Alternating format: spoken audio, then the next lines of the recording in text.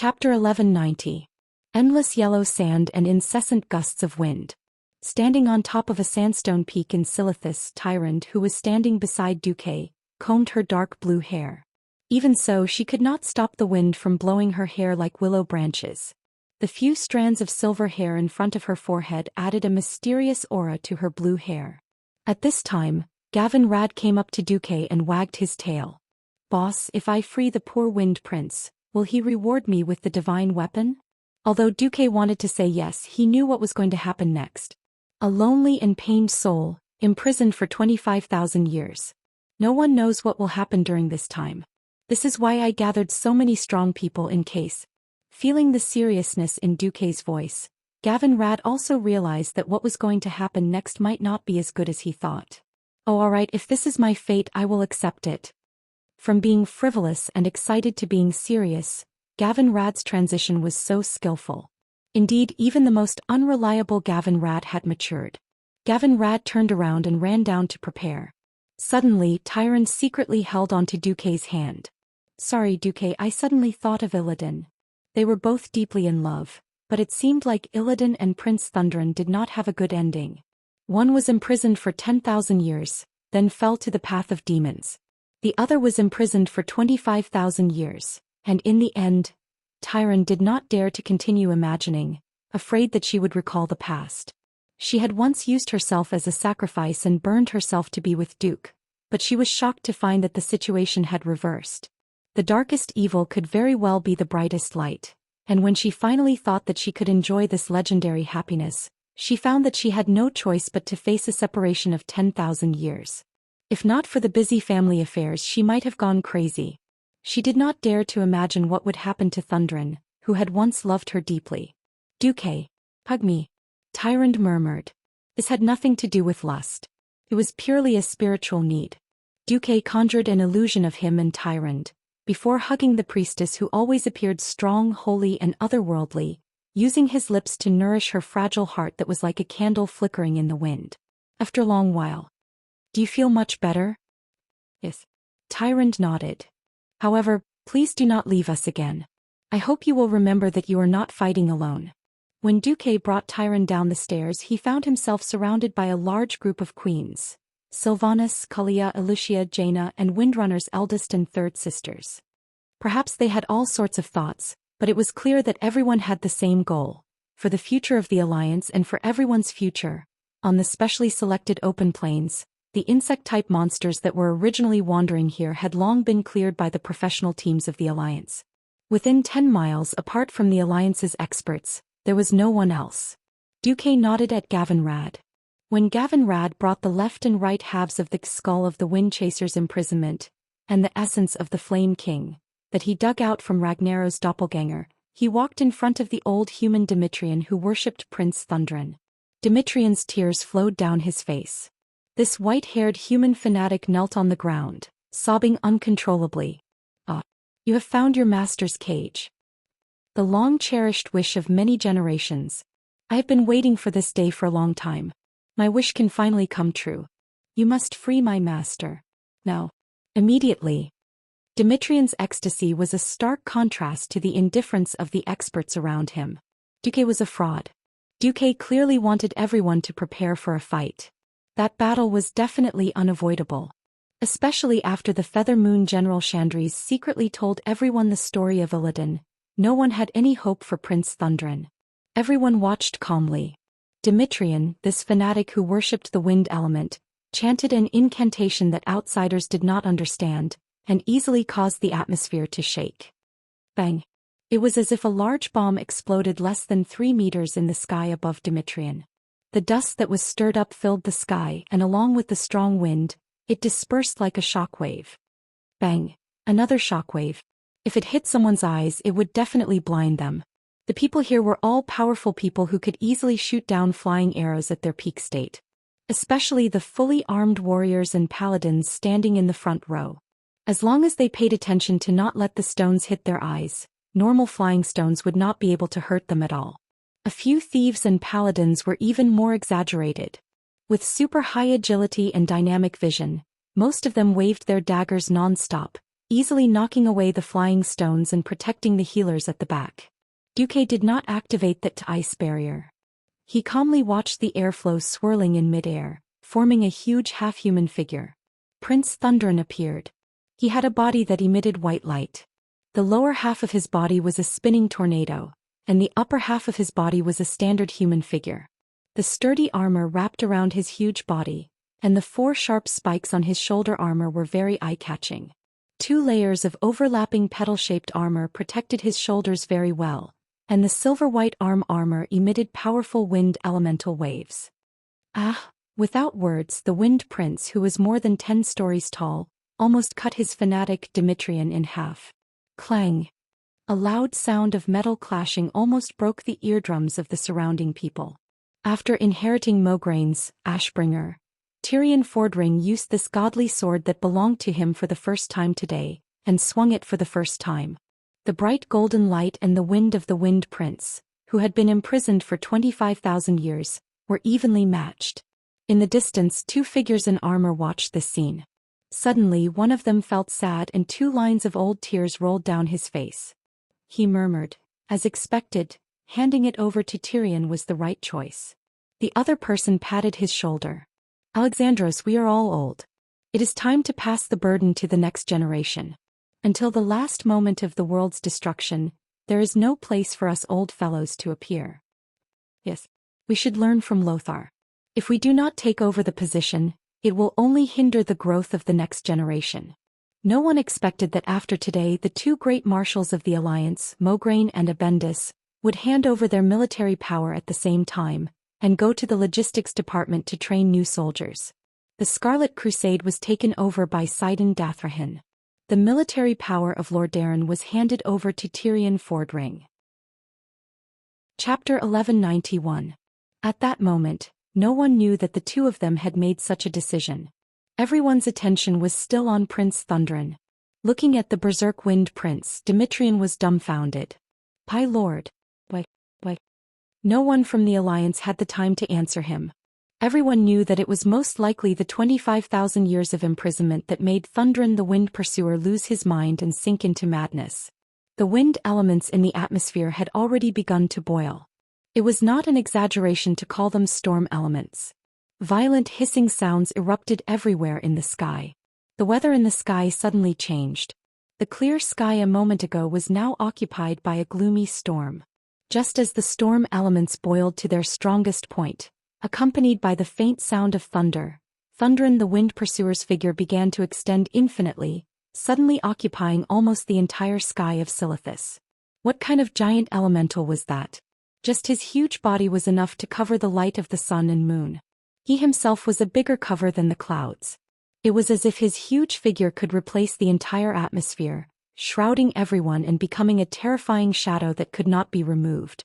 And just as the storm let out its most terrifying howl, all of Silithus, no matter whether it was animals, plants, mortals, or even some existences that transcended the mortal world, they were all stimulated violently. That was the oppression of the soul. Those that were slightly weaker were already shivering, their faces showing the darkest fear. That came from the memories of their ancestors, deeply imprinted in their genes and the deepest part of their bloodline. That was the most terrifying period of the Dark Empire 25,000 years ago.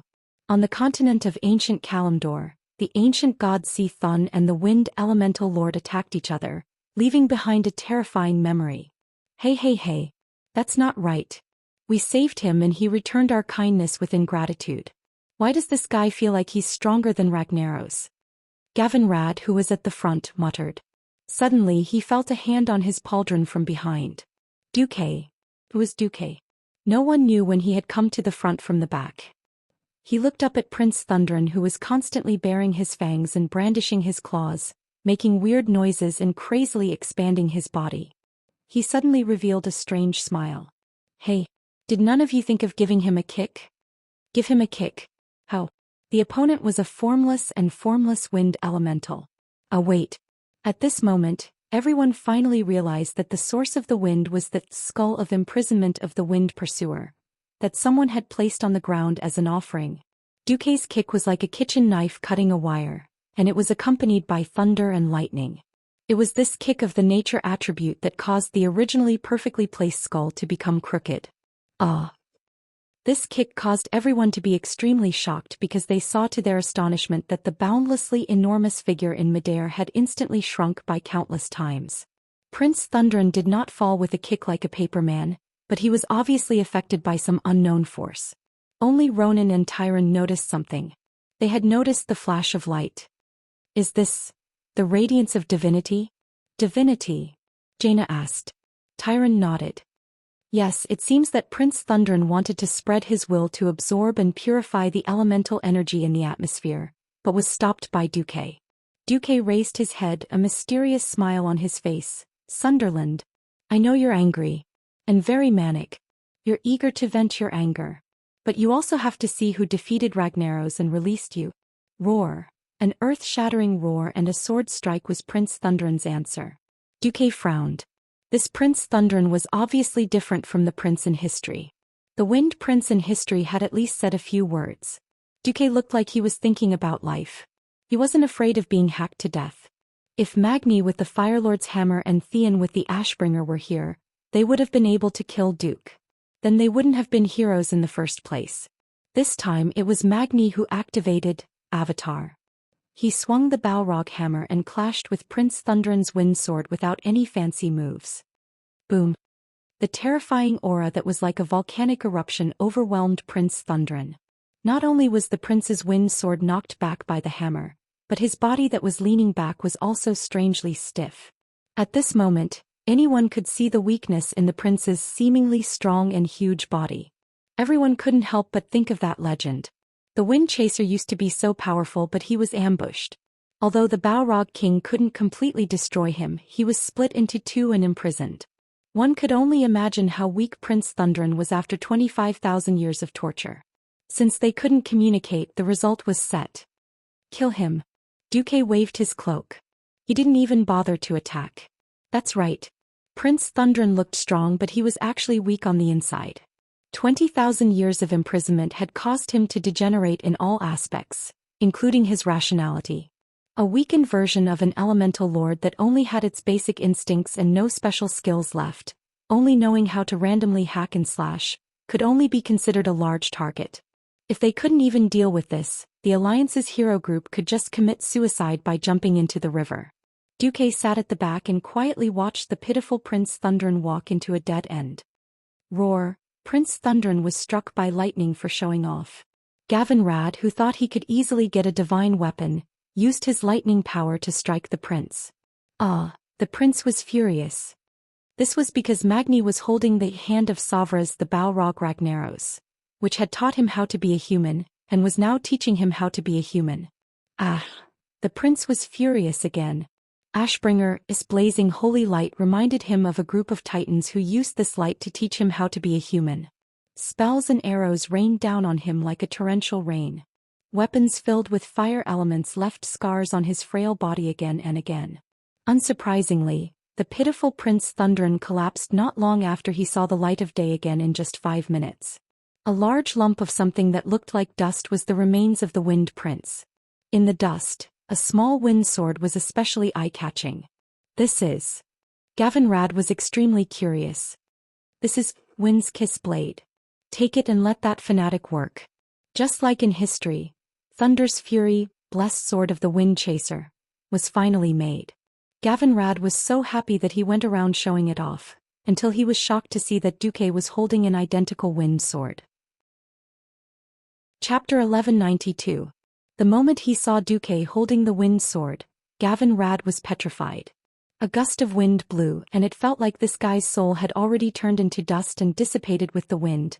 After a long time, Gavin Rad finally opened his mouth and asked, "Boss, let me ask you something. Can artifacts be mass-produced?" Gavin Rad was not an ignorant bumpkin. Of course, he knew that the lightning bow that the Windrunner sisters used was actually a mass-produced product from the Burning Legion. It was just that the quality was too high and they did not mind using the exact same weapon. In the eyes of most people, a divine artifact should be unique. Although Duque's mouth was wide open enough to fit an egg, he still wanted to tell Gavin Rad, "Idiot, you're still too inexperienced. Let's not talk about the future where everyone could play with illusions and run around with a fake wind sword. Just in the earliest days, Duque had seen with his own eyes the terrifying scene of 40 bandits with a pair of Azanatha's warblades charging at him together in the great battle of oxen in the game. Whoosh whoosh. That was a terrifying scene of being sliced to death like tofu even with plate armor. However, Duque's wind sword was really a special existence. The Wind's Kiss blade that had merged with the last remnant of Prince Thunderon's soul, plus all the materials from before, had been given to Dimitrian to forge the artifact Thunder's Fury. He also saw the blessing. Hero, I hope you have a love that you will never regret. But Duque realized that after killing Prince Thunderon and infusing most of the prince's power into the wind sword, there was still something left. According to the material strength of the wind sword, the divinity that could be stored inside had already reached saturation, but there was still a lot of divinity left. In a sense, Duque's soul was a hodgepodge container that could hold all kinds of divinity into the sea. So Duque accepted the extra divinity with a smile. But Duque did not expect that after he absorbed the storm elemental divinity, he was shocked to find that his magic had an independent series in the system. Natural element. Not only that, the magic circuit in his body was starting to split. They were independent from the arcane circuits and were specialized natural magic circuits. Although he had previously obtained the power of wind and lightning from the storm altar, it had always been a simulation of nature mana converted from arcane power. It was not an independent power. Now it was clear that his power had formed independently. With the addition of the divinity of wind, Duque's personal divine artifact also changed. Duque's integrity.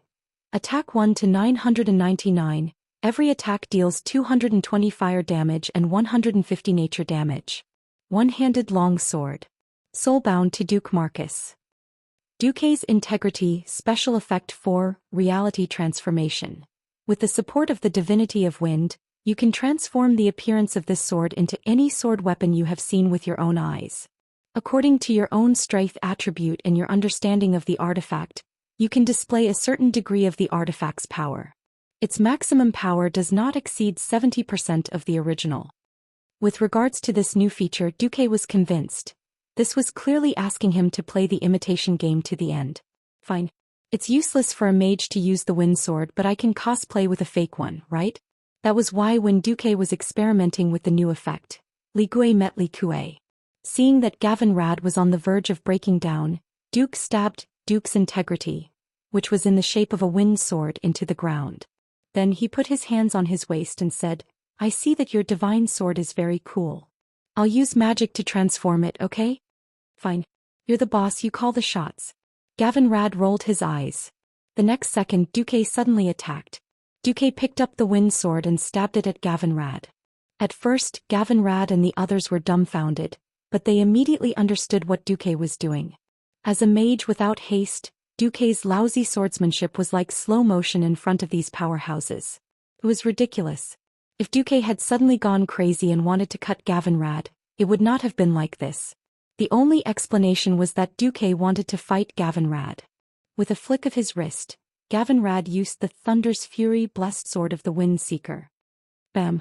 It was a simple clash of swords. The moment the two swords clashed, Gavin Rad immediately understood. The feeling from the blades told him that the two swords were different. Even though they had the same source of wind elemental energy, the fundamental difference was obvious. Duque's sword did not have Prince Thunderon's soul. Only Gavin Rad's wind sword was the real deal. Gavin Rad could feel that the sword in front of him did not have as much wind elemental energy as his, but it had fire elemental energy. Wind and fire elemental energy? Gavin Rad suddenly understood. A normal powerhouse who was proficient in one element was already a powerful powerhouse. For example, Ronan had studied arcane magic to the extreme and became the chairman of the Dalajan Kiran Tor Parliament. Duque actually wanted to reach the peak of the four elements of earth, water, fire, and wind. And this was not an unattainable dream. It was a goal that could be achieved.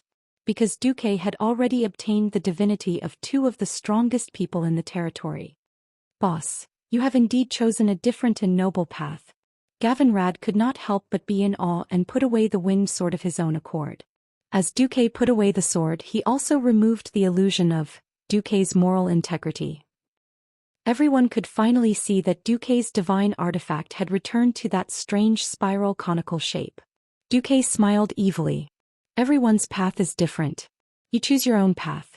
Even if the end of the path is hell, you have to finish it even if you cry and kneel, right? Yes. Gavin Rad's eyes flashed and he suddenly stiffened up. Alright. Gavin Rad, it's rare to get a divine artifact. Don't you want to try the sword? Of course. Gavin Rad said decisively. Leave the Redridge Mountain defense line to me. Duque smiled. That's good. Dear Mr. Storm Knight, Ronan, Jaina, and Elusia will accompany you. I will go to the barren lands with Tyrion. The pair of master and servant lightly touched each other's divine weapons, creating a whistling sound of the wind. The two divine artifacts of the same origin swung apart. At this moment, at the barrier between the barren lands and the dwarves' territory of Loch Moden, the dwarves had built the Greyclaw Mountain defense line according to Duque's suggestion 5 years ago in order to prevent attacks from wild beasts and Black Rock Mountain. It was a fulcrum formed by many fortresses, and it was connected to a continuous stretch of the city wall. Brian was very annoyed. Chapter 1193. Those terrifying dragons hardly needed to stop, and they attacked the dwarves' territory day and night. At first they could still use the best dwarven hunters to kite the dragons and try to lure them into the barren land. But later the Dragon Gate apparently received orders from Nefarian and attacked the Greyclaw Mountain defense line. Bulang had no choice but to let the steam bulldozer dig a deep trench in front of the defense line and try to delay as much time as possible. Unfortunately, the dragons had already broken through many lines of defense and were only 2 trenches away from the city wall. Damn it! Why isn't Big Brother done yet? Done. His boss's voice appeared behind him like a ghost, scaring Bulang so much that he almost activated Deity's Descent. Looking at the huge dragons that were easily 2 or 3 stories tall playing in the distance, Magni had been suppressing his anger for a long time. If Duke had not insisted on waiting for the wind sword to be completed, he would have rushed up and killed those dragon beasts. Almost as soon as he came out of the portal, he rushed over with his short legs and jumped off the city wall. Well, when such a big short man jumped over the wall, his short legs even stretched out a few times. Duque and his women couldn't help but laugh on the spot. There was no beauty in the jump, but the landing was incomparably gorgeous. Instantly activating Deity's Descent, Magni, the giant that was the size of a small house, unscientifically announced his arrival with his weight. Bang! A heavy body had a heavy landing, and after he fell, the powerful impact immediately caused an earthquake-like shaking. Then, who the hell dug so many trenches? I can't go over. Hehe. On the city wall, Bulang Bronzebeard's face darkened. Digging so many trenches was naturally to prevent the dragons from rushing under the city wall and demolishing it. The dragons were so tall, of course they dug as deep as they could and at the same time poured oil, tar and other things to slow down the other party. Well, now they really dug their own people. Who knew you would come back so quickly? I thought it would take 1 or 2 more weeks. Duque rubbed his eyebrows. While the Bronzebeard brothers were spitting saliva at each other, he cast Slow Fall and flew over the trench lightly. He had to admit that when Bulang was not a hunter, he was also a talented defensive player. On the surface, the crisscrossing trenches were there to block the enemy. In reality, there were still some dark paths that ran through the entire defensive line. At first, the outsiders did not think that there was a problem with the road. As they walked, they found that the road was getting narrower and narrower. However, the troops behind them would continue to force the people in front to walk, and soon, they would have to face the sharper and sharper traps on both sides of the road. Spiked pits, high-temperature fires, freezing traps, sulfuric acid sprayers. Bulang was using the hunter's skills on the battlefield. Duque concluded that if this guy's heart was cut open, it would definitely be black. Tyrant called out to Duque from behind. Duque, do you want me to go with you? Duque waved his hand. There's no need. I'm just going to have a chat with the dragons. After that, the two sides had a friendly and harmonious discussion on peaceful coexistence, mutual benefit, advancing with the times and creating a better future together. That's right. If they could fight, they would never use words. Countless magicians' hands floated in the air, casting all kinds of low-level spells on the dragons. Fire, frost, arcane, holy, shadow, nature. The Dalajan mages on the defensive wall finally saw how terrifying the #1 mage in the Alliance of Mysteries was. Duque was a living magic encyclopedia. He alone was a terrifying existence that 10 mages could not compare to. Every dragon that was messing around and destroying the defense line was hit by 5 or 6 spells almost at the same time. In the eyes of outsiders, the draconic beasts were completely unharmed. Only Duke could clearly see the weakness of each draconic beast in the system notification. In the next moment, Duque's whisper of the wind drifted across the entire defensive line. Dalajan mages, listen up. Flatbread uses fire attacks, Diamond uses frost attacks, Triangle uses arcane spells.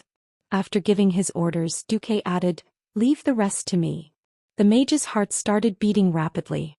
Actually, the method of fighting the dragons had long been tested. It was nothing more than using various elemental attacks to find out which element the dragon's weakness was. However, the situation on the battlefield was ever-changing. Many times it had been tested. If a few dragons accidentally crossed each other's positions, it would be very easy to mistake them. After the first dragons failed to confuse the alliance with their skin color, Nefarian decided to make all the dragons look the same. This way it would be very easy to confuse the attackers. Normal mages did not have as much mana as Duque did. They were so free that they could concentrate their mana on the monsters' heads to mark them. Hence it was very difficult to fight the dragons. The most troublesome thing was that if the dragons rushed in front of them, the normal mages would basically die after using Flash and Ice Barrier. It was not like now where they could safely stand on the city wall and aim at the targets. Go. Kill them. For the Alliance, let these monsters see the light of Dalajan magic. The mages were excited. It was the climax. They fired with all their might.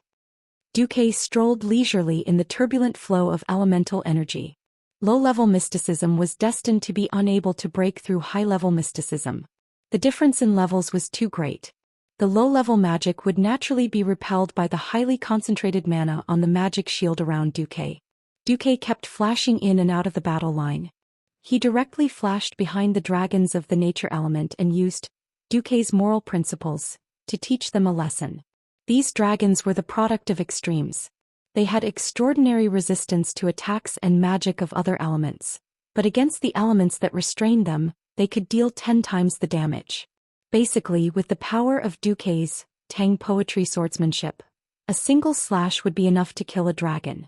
The so-called moral principles were to throw it out, pick it up, throw it out, pick it up, throw it out, pick it up. Wait a minute. Something seems wrong? Have I, Duque, ever had moral principles? Cough cough. Please don't mind these small details. On the city wall, Aurelia initially shot a few arrows at the unmarked monsters. However, when she saw how happy Duque was, she stopped moving. Haha. Do you think Nefarian noticed? Sylvanas laughed. It's impossible not to notice. Unless the Black Dragon King is an idiot. At the same time, on the highest floor of the Blackrock Spire, Nefarian swept all the food on the table to the ground in anger. Bastard. The appearance of the wind sword at the Reedridge Mountains did not mean anything. The Balrog hammer at the front line in the barren land could definitely prove that Ragnaros's avatar was dead. Chapter 1194. Nefarian's heart was filled with unease. The dragon beast that he was so proud of was easily defeated. The Alliance's cautiousness made it so that the dragons did not cause any substantial damage. He thought that the Alliance's strategy of trading space for time was just a last-ditch struggle. Now, in the magic mirror, the corpses of the dragons all over the mountains were a slap in his face. His invention was not even worth mentioning in Duque's eyes. Fear gripped his heart. Victory could cover up everything. Failure could make all the uneasiness and fear emerge. Seeing Duque slaughtering his dragons like pigs with a strange spiral sword, no matter how calm Nefarian was, he could not help but think of the fate of his father and sister. His father, who was better at fighting than him, was once insufferably arrogant and dominated the planet Azeroth for tens of thousands of years. However, his father's dragon head was already hung in the Dragon Sleep Temple, and even his soul was being punished by his ancestors in the Dragon Sleep Temple. His sister, who was more cunning than him, was still in Stormwind City not long ago and almost stole the supreme power of Stormwind City. Now, at night, she shamelessly submitted to a human and was ridden by him to enjoy his pleasure.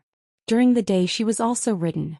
She dominated the world as a humble mount. The human Nefarian walked down from his throne and paced back and forth. He was thinking about all the possibilities. At this moment, a strong yet weak existence suddenly broke into his domain. He almost immediately sensed the other party's intrusion. He said it was strong because the other party's soul was extremely condensed. He could easily sense that kind of commander-level aura that was not deliberately suppressed. He said it was weak because the other party did not seem to have a physical body. It was just an unimportant projection.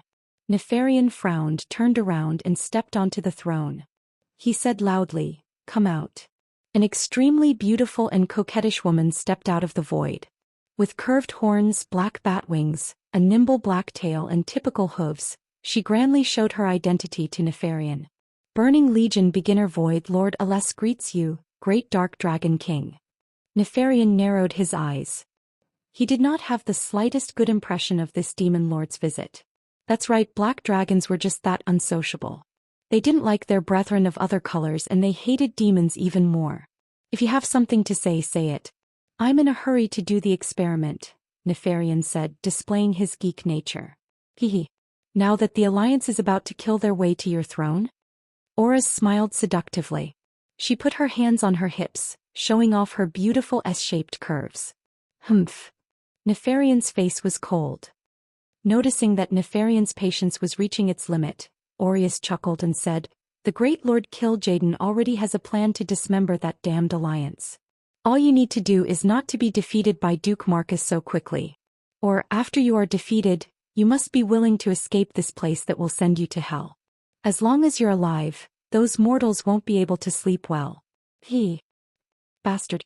Nefarian suddenly flicked his finger and a black flame shot across the void and landed on Aureus's body like a bolt of lightning. Aureus was instantly burned to ashes, but so what? The cunning female evil demon, from the beginning to the end, she had only sent a menacing phantom into the room. It was not even a doppelganger. Nefarian was very unhappy. He was so unhappy that he was about to explode like a volcano. "Bastard demon. What do you think I, the king of the black dragons, am? Damn it." 3 seconds later, the entire Black Rock Tower was suddenly filled with a terrifying dragon roar that could split the earth and mountains. Roar. In the Blackwing's nest, every single dragon revealed a horrified expression. Every Black Iron Dwarf craftsman and every Blackwing Goblin craftsman either hugged their heads and fled, or knelt on the ground and trembled. No one knew why their master, the king of the black dragons, Nefarian, was suddenly so angry. At the highest level of Blackwing's nest, Nefarian sat on the throne that the most outstanding goblin technician had made for him. Nefarian panted heavily. He was forcing himself to calm down. This was purely for the sake of calmness, for the sake of calmness. A voice responded to his call in his spiritual sea. This will was so powerful that even though Nefarian knew that the other party was just a divine thought as a demigod, he still had a terrible illusion that he couldn't even resist the other party's divine thought. "Hee, are you finally willing to call me? I agree to the conditions you mentioned last time. I will offer my sister, the purest princess of the black dragons, Onyxia, as a sacrifice," Nefarian said in a low voice. Your so-called sacrificial offering isn't in your hands. Offering something that doesn't belong to you as a sacrifice, are you kidding me? I have endless time to wait, but it doesn't mean that I am willing to wait for endless time. Within 100 days I want to see my sacrifice. If I don't see it, you know the price." Nefarian trembled all over and finally gritted his teeth. "You will see it. Very good. You will get what you want." The voice finished the last note and floated away. At this moment, on the battlefield in the barren land, the Alliance was cleaning up the battlefield. The ferocious group of dragon beasts had long been slaughtered to pieces. Although these terrible monsters still launched a desperate attack on the Alliance army, they could no longer cause any large-scale damage. After the dwarves' most elite royal secret room guards activated Deity's Descent, they carried the berserk dragons and then a group of mages concentrated their attacks. Of course, there were more exaggerated ways to fight. Wahaha. Die. As Duke's mount, a certain princess made a lightning raid, fell from the sky with sharp and huge dragon claws, grabbed the necks of 2 dragons in one breath, and then with a flap of her wings, climbed rapidly, and finally dropped the dragons at a height of more than 500 meters, playing free fall. Dragons were not giant dragons, they had no ability to fly. So what if their resistance was high? Their own weight, coupled with the acceleration of gravity, was the most terrible killer. Bang, bang, bang. Every fall of a dragon was bound to hit a number of dragons as a cushion. If they were hit, it would be a bloody mess and several corpses would be broken into pieces, indistinguishable from each other. It seemed that Xianxia was addicted to playing with airdrop dragon bombs. Hee. Master. Am I not awesome?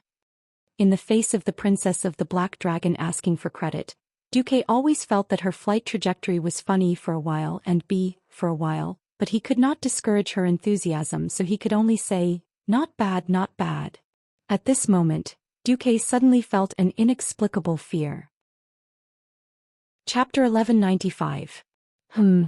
Duque had never experienced such a feeling since he transmigrated to Azeroth. This almost intuitive feeling was not the kind of nonsense that, the left eyelid twitching means you're going to get rich and the right eyelid twitching means you're in trouble. It was more extraordinary, a feeling that involved the rhythm of fate. This was not an exaggeration. Ever since Duque took part of Ragnaros and Prince Thunderon's divinity, the most obvious feeling was that he was more sensitive to the wind and fire elements. The 4 elements of earth, water, fire, and wind were the basic elements that formed the world of Azeroth. If he received feedback from Azeroth, Duque would not be surprised at all. System Elf, scan my body, mind, and soul and analyze my strange reaction just now. Understood, host. The system, which did countless calculations in a second, did not come up with anything in the end. But Duque did not give up. He was not the kind of person who had allergies and would be nervous about everything. He was more willing to believe that this was the warning signal given to him by his brain. Sometimes, people would have warning signals in their hearts, but it was not because their rationality found something wrong. Instead, it was his brain that made judgments about his surroundings that were not rational. For example, if there was something wrong with his surroundings, the brain's warning system could not directly connect to the human mind. It could only make people feel that something was wrong in a similar way. Something must be wrong. Sitting on Onyxia's dragon saddle, Duque cupped his chin and pondered. Master, what's wrong? Let me calm down. I suddenly feel that something is wrong. Onyxia obediently shut up. Suddenly, a bolt of lightning from the spiritual world struck Duque's mind. He knew where his problem was, as a transmigrator, although he also understood that the future of this world would not develop 100% according to the history he knew, but after using foresight time and time again to gain advantages and benefits, Duque's subconscious had already determined that everything would develop in order. Obviously, this was not possible. The occurrence of some major events required time to ferment and specific conditions to trigger, but there were many events that could erupt unreasonably. Who the F***CK said that Nefarian had to hide in the highest floor of Blackrock's spire like an idiot and wait for Duque to lead the team to slay the dragon? Who the hell said that other forces couldn't take advantage of this opportunity to stir up trouble? There were plenty of people who were qualified to cause trouble. Looking at the bigger picture, the Burning Legion's big 3, the 5 ancient gods and the 4 elemental lords, which one of them did not have the power to shake the world with just a stomp of their feet? The smaller ones were the Lich King Illidan, the evil god hacker that the forest trolls worshipped, and various giant dragons that were seeking death. Even the smallest forces were innumerable. He gathered all the elites of the Alliance and the Horde to play the hero group, which would greatly increase the efficiency of the exploration. On the other hand, wasn't it like walking on a tightrope? Thinking of this, Duque had a plan. He directly opened the magic message. I am Duke Marcus. There's going to be a major change in the next part of the plan.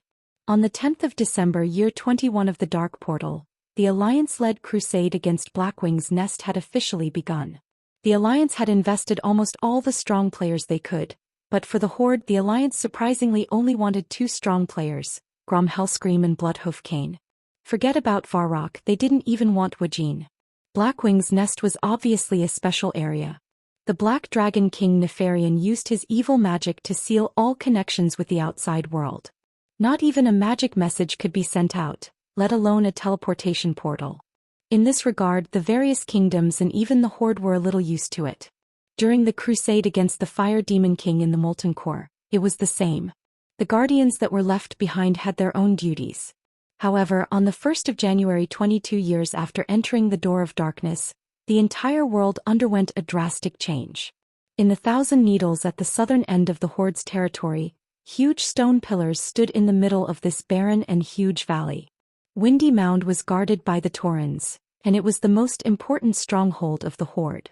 From the bottom of the valley to Windy Mound, it was impossible to walk up the steep stone walls.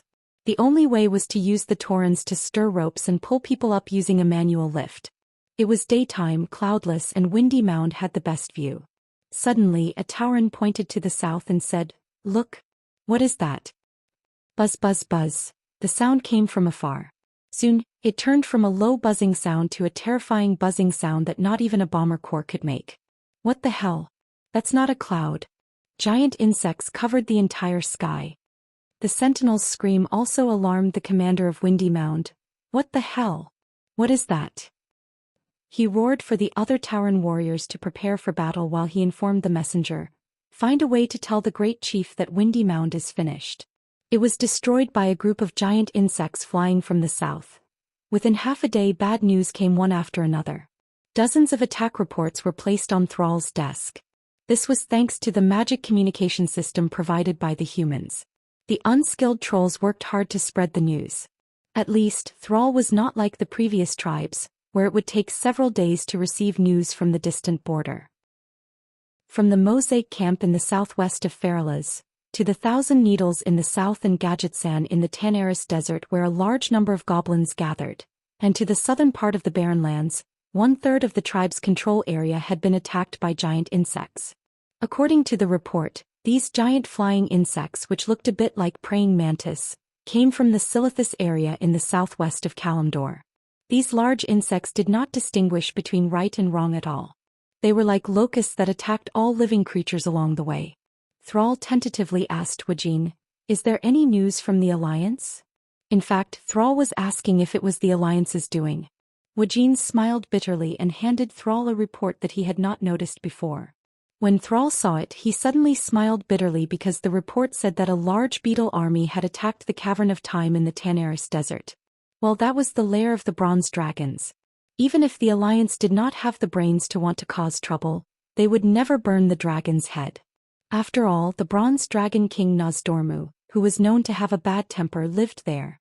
On the same day, a terrible floating city appeared without warning in the sea near Stormwind City. It was a huge, three-dimensional, diamond-shaped floating fortress.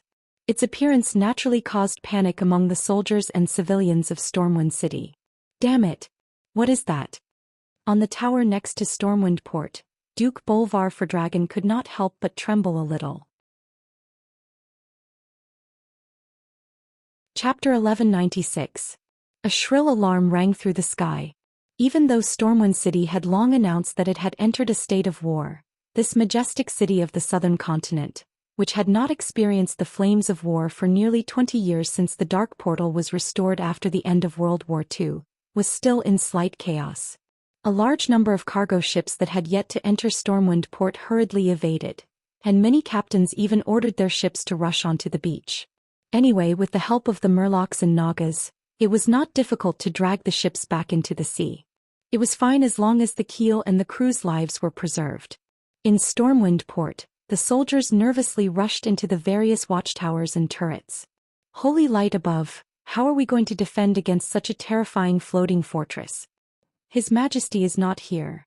A Stormwind general muttered. No, I'm here.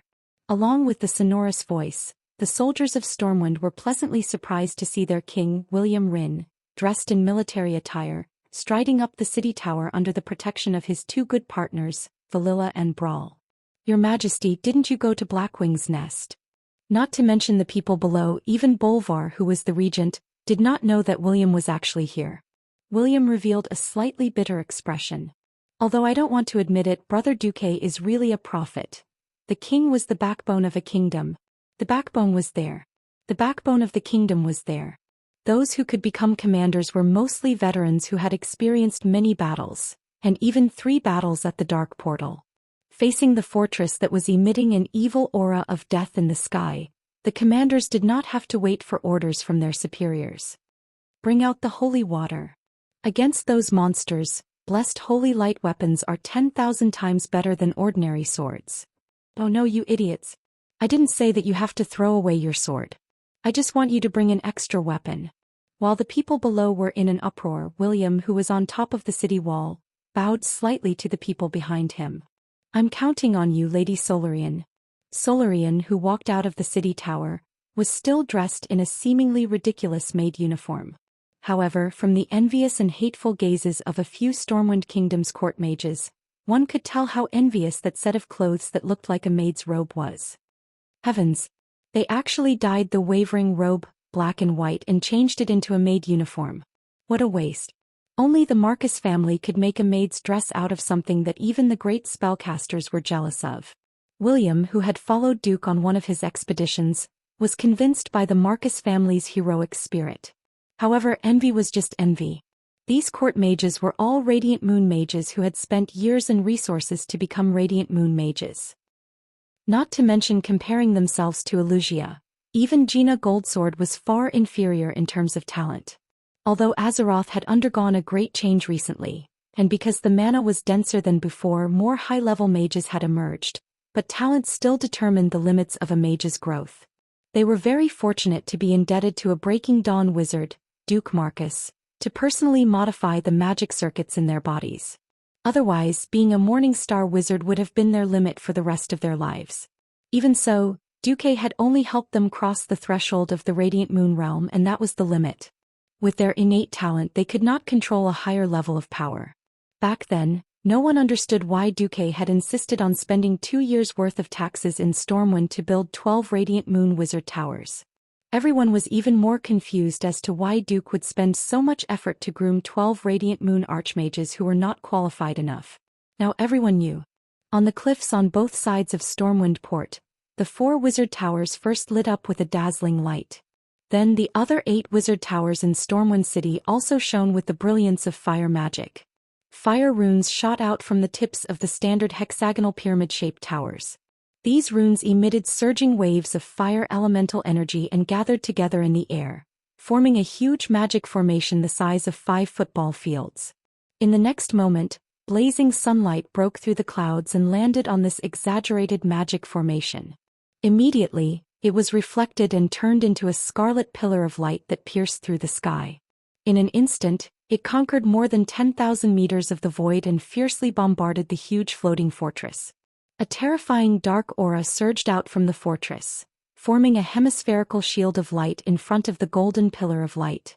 Bang! Black and yellow, the 2 colors that symbolized darkness and fire, collided intensely in the air. This short confrontation firmly attracted the gazes of the hundreds of thousands of soldiers and civilians in Stormwind City. No one dared to look away. Even if their throats were dry, even if their eyes hurt, everyone did their best to open their eyes wide, wanting to witness what would happen next. Would the powerful magic bombardment end in failure, causing Stormwind City, the majestic city of the southern continent that had been in operation for almost 20 years, to be trampled again? Or would the opponent's seemingly invincible floating fortress suffer a head-on blow, and the soldiers and civilians of Stormwind City once again defend the safety fortress that they had built with their blood and sweat for 20 years? The answer would be revealed in the next 3 seconds. 1 second. 2 seconds. Abruptly, the thick black light shield finally caved in like a boulder that had been smashed by a tremendous force. It let out an earth-shattering crack. In the next moment, it was as if time had frozen. Everyone could clearly see that the black protective shield had been completely pierced. It was purely because the floating fortress seemed to have refracted the pillar of light at the last moment, thus avoiding the nightmare of being pierced through in one shot. Even so, everyone could clearly see that the entire northeast corner of the 4-cornered, cone-shaped fortress had been blown up. Everyone could hear the earth-shattering explosion. Countless rocks were knocked away from the floating fortress and fell into the sea like a heavy downpour. Damn it! Damn it! How could this be? His Majesty had painstakingly found Naxxramas. In the command post at the core of the fortress, the great Lich Kel Thuzad was hopping mad. Many years ago, the Crypt Lord Anubalak led a group of undead warriors into the Narab psionic tower that was now named Naxxramas. The forces of the Scourge wreaked havoc in the fortress. The will of the Lich King transformed the passage of the fortress into a powerful war machine. Dark magic pulled the fortress up from the ground and floated in the air. Everyone thought that once Naxxramas appeared, the Alliance countries could only raise their hands and surrender. who knew that Duque would turn Stormwind City into a hedgehog city armed to the teeth, so that Naxxramas couldn't even attack. Chapter 1197. After the main cannon fired, it was time for the mage towers to open fire. The chaotic light streaked across the sky, and it was a beautiful sight. Elemental magic cannons of various colors bombarded the jet-black outer wall of Naxxramas that was emitting a green light, blooming with strange fireworks. Obviously, even without the outermost magic shield, the walls of the fortress itself had been treated with powerful protection spells, and it had a good magic defense. In each mage tower, the magic apprentices were the lowest-level magic craftsmen, and also the cannoneers of the magic cannons. They hurriedly followed the operating procedures and channeled magic power into the huge magic cannons that were similar to magic staffs, and then blindly poured the firepower into the huge fortress in the sky. And the intermediate sky rank mages were busy in all the important parts of the mage tower. Usually the mage tower rarely opened fire. After all, it would cause panic among the citizens, and it would also consume magic gems that were more expensive than gold. Without actual combat experience, all kinds of situations could be said to be endless.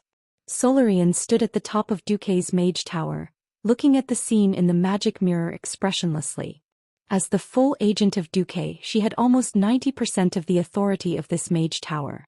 She ordered expressionlessly, "Open all the elemental furnaces and complete the magic charge as soon as possible. If this floating fortress doesn't roll away, then give it another shot."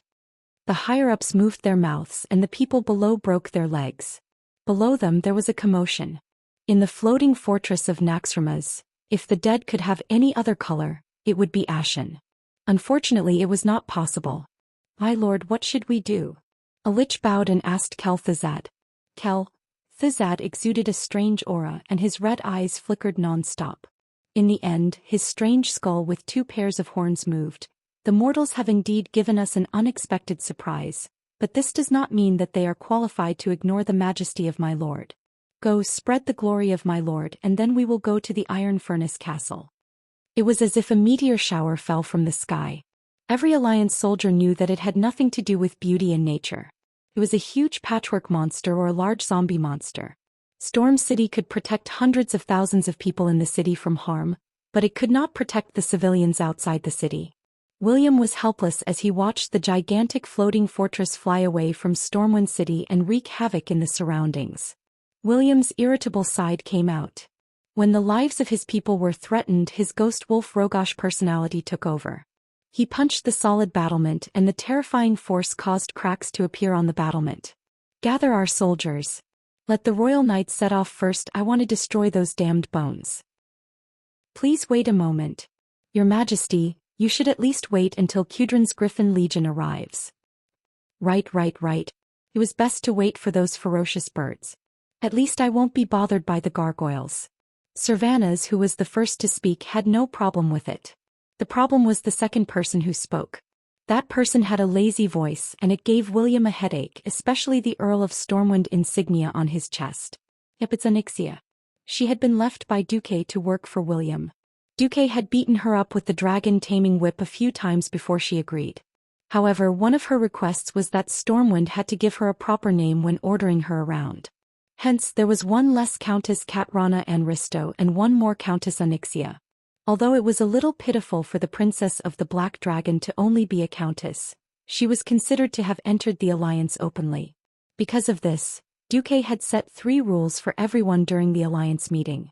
She could work for them, but she had no say in any of the decisions. She also put forward a strange condition. She refused to be ridden by any male, and only agreed to let a few queens or the high priests of the night elves sit on her dragon saddle. William had a lot of respect for Servanas, a heroine who stood up for her compatriots when they were in despair. He suppressed his anger, gritted his teeth and nodded in agreement. "All right. We'll deal with those despicable bones when everyone arrives." William's eyes were still fixed on the floating fortress. Waiting was painful. By the time the Griffin army from the Reedridge Mountain and the Watchtower arrived, Naxxramas had already wreaked havoc outside Stormwind City. Although William tried his best to evacuate the people, more than 50,000 people were killed in a short span of 24 hours. Most of them had been turned into zombies or skeleton soldiers. Gold's higher town south of Stormwind City, was completely razed to the ground. This also meant that the railway hub that ran through Stormwind City had been destroyed, and the railway traffic was paralyzed. Kel Thuzad also ordered an attack on the Northshire Abbey, and destroyed 5 of Stormwind's new army camps. When more than 1,000 griffins arrived, Onyxia let out a long cry and flew into the sky. Together with a dozen pure-blooded fire hawks, Naxxramas began to recall his troops and flew towards the north. In 3 days, Stormwind had left nearly 100,000 undead, and the ground was full of devastation. The problem was that even though the Alliance had gathered thousands of air forces after 3 days, they still couldn't do anything to this floating fortress. The terrifying negative energy magic cannons caused a barrage of bullets so dense that even Onyxia didn't dare to rush over, let alone the pure-blooded fire hawks and griffins. The Alliance's air force sent Naxxramas off almost all the way from the Elven Forest all the way to the north across the Scorching Canyon to Loch Moden to the wetlands across the straits, to the destroyed Torrent Fortress, to the Eagle's Nest Mountain and finally into the eastern Plaguelands. Every time they arrived at an Alliance settlement, Naxxramas would drop a large mass of shadow energy from the air, then drop a group of undead soldiers as seeds, and start a massacre everywhere. They weren't afraid that the Alliance would kill off their airborne troops. After all, they were all worthless bones. It wasn't that the Alliance didn't know that this move of Kel Thuzad's was most likely to tie up the Alliance's forces and reduce the pressure on Nefarian in Blackwing's Nest.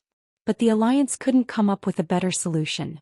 Because the Alliance didn't have the corresponding measures to fight against Naxxramas. They could only let the Blood Elf archers led by Sylvanas ride Dragon Hawks, and the Dalajan mages follow Naxxramas. They also did their best to coordinate with the troops on the ground. In the middle of January, something even more disgusting happened. The Amani trolls hiding in the depths of the southeast of Long Song Forest, and the trolls in the east of Stranglethorn Vale who believed in the evil god Hacker, caused trouble at the same time. It could be said that there was no mastermind behind all this. Chapter 1198. These days the Alliance held meetings almost every day. Everyone was glad that Duque had left most of the strong people in the hero group behind at the critical moment, but they were also worried about Naxxramas' shameless tactics. Obviously what Duque said before he left should be correct. Arthas, who had become the Lich King, had not yet awakened. If an enemy came, it would at most be Arthas's adjutant, Kel Thuzad. The problem was that Kel Thuzad was also very disgusting. If the Lich King was excluded, the Alliance and the Scourge army would set up a battle formation, and the Alliance's millions of troops would definitely beat the Scourge army to pieces. But Naxxramas was leading the Alliance's main force in circles. If they didn't care about it, it would create a 1,000-mile undead paradise. Who cared? Naxxramas flew at a speed of 30 to 40 kilometers per hour. It flew in a straight line in the sky and broke its legs on the ground. Even the strongest cavalry, 1 man and 3 horses, couldn't follow Naxxramas and run 500 to 600 kilometers a day. Fortunately, the Alliance had enough griffins now. 20 years ago they had fully trained them, which was why they had the huge scale of more than 3,000 adult griffins. If it was the second battle at the Dark Portal, including the old and the young, the griffins that could fight were only 1,000. The Griffin Legion was thoroughly exhausted. Apart from Onyxia and the dozen or so pure-blooded firehawks, no air force could withstand it. All kinds of plans, regardless of whether they were feasible or not, were put on the table. In the end, there were 2 more reliable ones. One was to build a large number of dwarven airships, load them with a large number of explosives and crash into Naxxramas when they self-destructed. The other was to build a super-floating mothership that could rival Naxxramas. Of course, no matter which plan it was, it couldn't be done on the spot. Even if the gnome master craftsman Jurban had an IQ of 300, it couldn't be like some shameless transmigrator who could directly turn a blueprint into a blueprint. This was because in industrial machinery, the role of almost every gear and every transmission bearing needed to be constantly tested and debugged in practice to produce a relatively perfect set of machinery. The ready-made airships were all rubbish with a big balloon hanging on it. A single gargoyle could make the whole ship full of people fly in the air. There was still a long way to go to make an airship that could fly in the sky with just a propeller. In the end, the Alliance had no choice but to divide their forces. In the north, in the Sin Dorii Kingdom, the famous troll killer Aurelia was leading Lor, Thema and the other blood elves, as well as some radiant moon mages, to suppress the uprising of the Amani trolls. The various kingdoms evacuated their citizens as much as possible, gathering them in the main cities with stronger defenses. On the southern front, Varian and the other two would lead the Stormwind army to deal with the trolls who worshipped the evil god Hacker in Zhou Xian. The rest of the powerhouses chased after Naxxramas, while the elite troops played regional defense. Whichever kingdom they went to, the troops of that kingdom would surround and intercept Naxxramas' undead troops.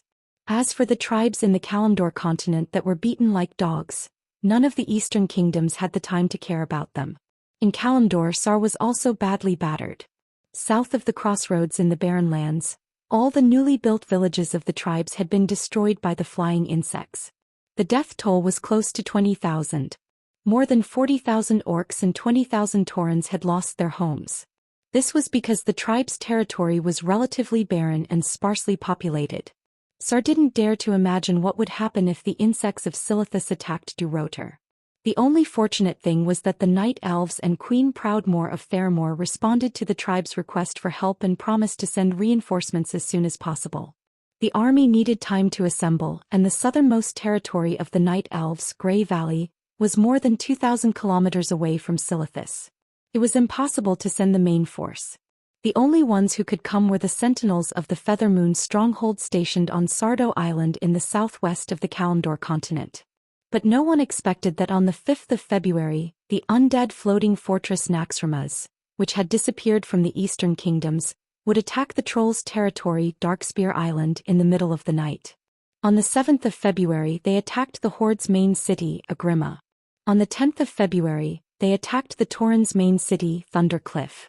Because the Horde seriously lacked long-range attacks, the destruction and casualties caused by Naxxramas to the Horde were at least 3 times that of the Alliance. More than 50,000 soldiers and civilians of the Horde died in battle. The vitality that they had recovered after crossing the Kalimdor continent could be said to have been swept away once again. On the 11th of February, after almost sweeping Thundercliff, Naxxramas turned around and seemed to be ready to attack Agrima again. Sal, who was almost forced to a dead end, finally officially announced that he would accept the Forsaken into the Horde and continue to provide support for the Horde's Mage Corps. When Anastrian led the former members of the Silver Moon Council to repel the attack of Naxxramas in Agrima, the orcs burst into thunderous cheers. Unfortunately, Sal couldn't laugh. This was because the deputy commander of the Alliance, Turalian, who now had full authority over the Alliance's military, sent a diplomatic note, announcing that the Alliance reserved the right to investigate the Forsaken leader, Anastrian Sunstrider, for defecting to the Scourge army, betraying Kuel Salus, and creating a large number of crimes against the living. The relationship between the Alliance and the Horde suddenly fell to a freezing point. The Night Elves and Theramore's reinforcements all stopped. In fact, it became the Horde alone against the swarm from Silithus. They didn't know what was wrong with those insects, but they only attacked the Horde and did not touch the Alliance's Feathermoon stronghold in Theramore. This was obviously to drive a wedge between the Alliance and the Horde. In Lordaeron City, after hearing the battle report, Turalian was silent for a long time. In this magic version of the online conference, Turalian sighed as he looked at the Alliance's big shots in the magic mirror. Basically, I can confirm that this is the work of Jaden the Swindler. Only he can link up with so many terrifying forces to attack the Alliance and the Horde together. Is there any way to solve this? Queen Jaina asked. Turalian shook his head. Please forgive me for being slow, but I can't think of any good ideas. Tyrant also sighed. Can we only wait for Duque to deal with Nefarian and come out? Since none of us have any good ideas, it seems that this is the only way. The big shots of the Alliance fell into the deepest silence. Duque, who everyone had high hopes for, was having a headache. Of course, he knew that the outside world was probably in chaos, but he didn't think that Nefarian, the scientific geek, would be so shameless. Duque looked up and shouted, "Which bastard suggested that Nefarian turn Blackwing's nest into a labyrinth?" Chapter 1199. In this expedition to Blackwing's nest, Duque had been very low-key. There were only 10 people in the team and they were not short of saying to Nefarian, "Come on. Let's fight one-on-one." Of course, although they were few in number, their quality was definitely not low. Warriors: Magni, Kane and Grom. Paladins: Gavin, Rad and Tyrion. Mages: Duque and Alucia. Rangers, Vanessa. Rogues, Vanessa. Priests, Kalia. Excluding these guys, there were a total of 4 people with divine weapons. Just by looking at the number, it was definitely a third of the team that had attacked the molten core. Who would have thought that this arrogant black dragon who always had his tail in the sky would be so cowardly? Perhaps it was because Duke had killed his father, beat up his sister, slept with his sister and even became his mount. Nefarian wasn't just a normal coward but a super coward. If the molten core was only a few times bigger than what Duque remembered, the map was still the same. Then Blackwing's nest would definitely change beyond recognition. Originally, entering Blackwing's nest should have been through a short passageway, directly arriving in front of the wild Razorgore, a group of people playing a game of death with a bunch of messy dragons. Well, as soon as Duque entered the door, he shouted, "Holy shit!" Because they seemed to have fallen into the Greek myth, the Minotaur's labyrinth in Crete. It was a labyrinth with 9 floors and an area of more than 1,000,000 square meters. The walls of the labyrinth were very rare and had spatial attributes. Even with Duque's divine weapons, they could not directly destroy it. Actually, it was not that they could not destroy it, but the price of doing so was that Duque and the others could very likely fall into the void. In the end, they could only obediently use their 2 legs to walk. Fortunately, the labyrinth itself could not move and there really was an exit. After Duque used the system to record all the routes they had taken to ensure that they would not go back, walking out of the labyrinth became a matter of time. Even so, Duque and the others spent a month to walk out of this labyrinth. Then he ran into Nefarian's first scheme. Razorgore was a huge dragonborn. He had the typical lizard lower body of a dragonborn and the upper body of a human. However, he carried a ridiculous red war flag on his back. He looked like a target and was just short of shouting "Fire at me" at everyone. His appearance attracted the gazes of Magni and the rest. After holding back for an entire month, those stubborn warriors were practically the first to rush up and prepare to fight the big boss. Everyone knew that the first boss of Blackwing's nest, Wild Razorgore, definitely couldn't be killed right from the start. The result of directly killing Razorgore was that these dragon eggs would explode into a mushroom cloud like a nuclear bomb. Duque could activate Ice Barrier to block it, but the others could only practice the Lying Dead Sword technique. The only way to solve this problem was to control a special controller on a high platform. Through it, they could temporarily control Razorgore to dismantle all the dragon eggs. Seeing that the 3 warriors had almost reached the charging distance, Duque's face darkened. He could only suddenly shout like a charlatan. "Wait! We can't kill that guy Dao. Do you see the flag on his back? It says in Draconic, 'After this battle we'll go back home to get married.' That's clearly a cursed flag of certain death. Don't kill him first. Anyone who kills him will have to die with him." Ignoring the fact that the 3 warriors who were born with low intelligence really had "I believe him" written all over their faces. So what? The other 6 felt that Duque was just spouting nonsense. The only thing stopping them was Duque's prestige. "I can feel the pulse of fate. I'll control this guy to dismantle the dragon eggs. You guys deal with those guys that jump out." Duque couldn't care less about the boss chasing after him. He immediately flashed over to activate the controller. His mind was in a trance. The next moment, Duque discovered that he had become Razorgore. Then Duque felt a headache coming on. If this was a game, he could dismantle the eggs by pressing a button. But what should he do here? Just as Duque was thinking about how to find the skill to smash eggs after he transmigrated into a dragon, a large number of orcs started jumping out from the dark corners of the hall. "Wait, I need someone to drag them along." Just as Duque was about to say his strategy, he realized to his shock that he had underestimated this hero group. "You traitors of the tribe." Cain was playing whack-a-mole. He smashed every orc he saw, turning them into minced meat. As he played whack-a-mole with the Fire Lord hammer, he complained, "Aren't you going to capture them and make them repent in front of your ancestors' graves? Forgiving these traitors is our ancestors' business. I'm only in charge of letting them see our ancestors." Lord Howl was furious. Every time he used Blood Roar, he would send at least 3 orcs to reincarnate. The others were equally ferocious. Gavin Rad's wind sword was, of course, powerful. With a flash of lightning, he killed a large number of orcs. In the game, the players were unable to deal with the increasing number of orc assault teams, so they had no choice but to have a warrior drag a group of monsters to run in circles. In reality, these people who wrote about heroes being butchers were too ferocious. At the very least they could kill one with one arrow like Windsor. Why would they still need to pull a train? They could just clear the field. Just like that, Duque was able to leisurely scan Razorgore's brain, which had a very small capacity, and find the divine skill of opening dragon eggs hidden in his memory. Then he could easily destroy all the dragon eggs on the field. After dealing with the dragon eggs, this boss was a weakling. When Duque announced that he could deal with this guy, the group of bastards practically swarmed him. You're stabbing the boss? What a coincidence. I'm stabbing too. How about we do it together? Sure. Let's stab together. The 4 godly weapons, Duque's moral integrity, Ashbringer, Firelord's hand and Thunder's fury, continuously shone with a radiance that belonged only to them. The result of the 4 beasts attacking together was that the number 1 boss of Blackwing's nest could not last more than 10 seconds before he died.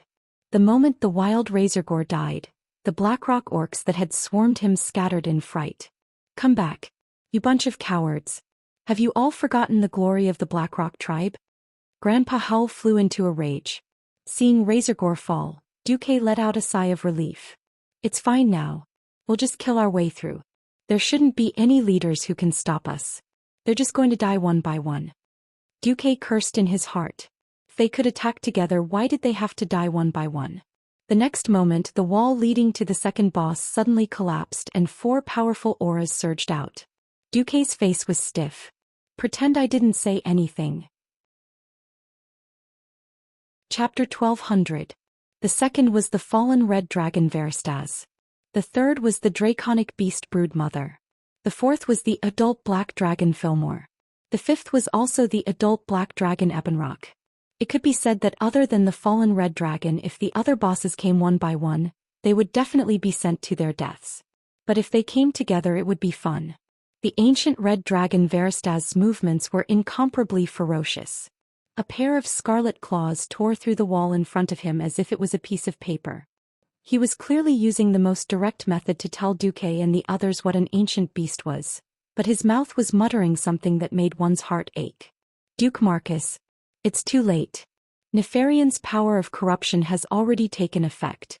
Can't control myself. His hatred and anger have made me unprecedentedly powerful. Run, mortals. The anger of the Blackstone King is surging in my blood. Please, I beg of you, run before I lose my mind. The black flame is burning in my heart, I have to release him. The pitiful ancient red dragon begged Duque and the others to escape, but his companion did not appreciate it. The black dragon Fillmore pounced and pressed his claws on the back of Veristaz's head, laughing coldly. Idiot! Since you've fallen, you should enjoy the pleasure of falling. In the name of the great black dragon King Nefarian, go. Kill these invaders. Redskin slaves. Flames, death, destruction. You mortals, let Lord Nefarian's power. No, I want to fight. Alexstrasza, help me, I must fight to the end. The red dragon desperately prayed to the queen he worshipped and believed in. Unfortunately, his queen was destined to be unable to answer his call. This was because Alexstrasza was either trapped in the void battlefield in the universe, unable to leave, or she was dealing with the Silithus bug tide. Nefarian's trap and the whispers of the ancient god Enzos were a terrifying combination that easily exceeded the limits of his willpower. Veristaz, who was crying dragon tears and uttering the most unbearable words of repentance, pounced on Roland. On the other side, Magni, Grom and Cain shouted the same name, Duque. The more dangerous the situation was, the more they needed a clear order and a unified will. At times like this, even the wrong order was 10,000 times better than doing nothing. Duque's expression was firm and his gaze was firm. Every word he said was like a lighthouse in the dark sky, guiding everyone's heart.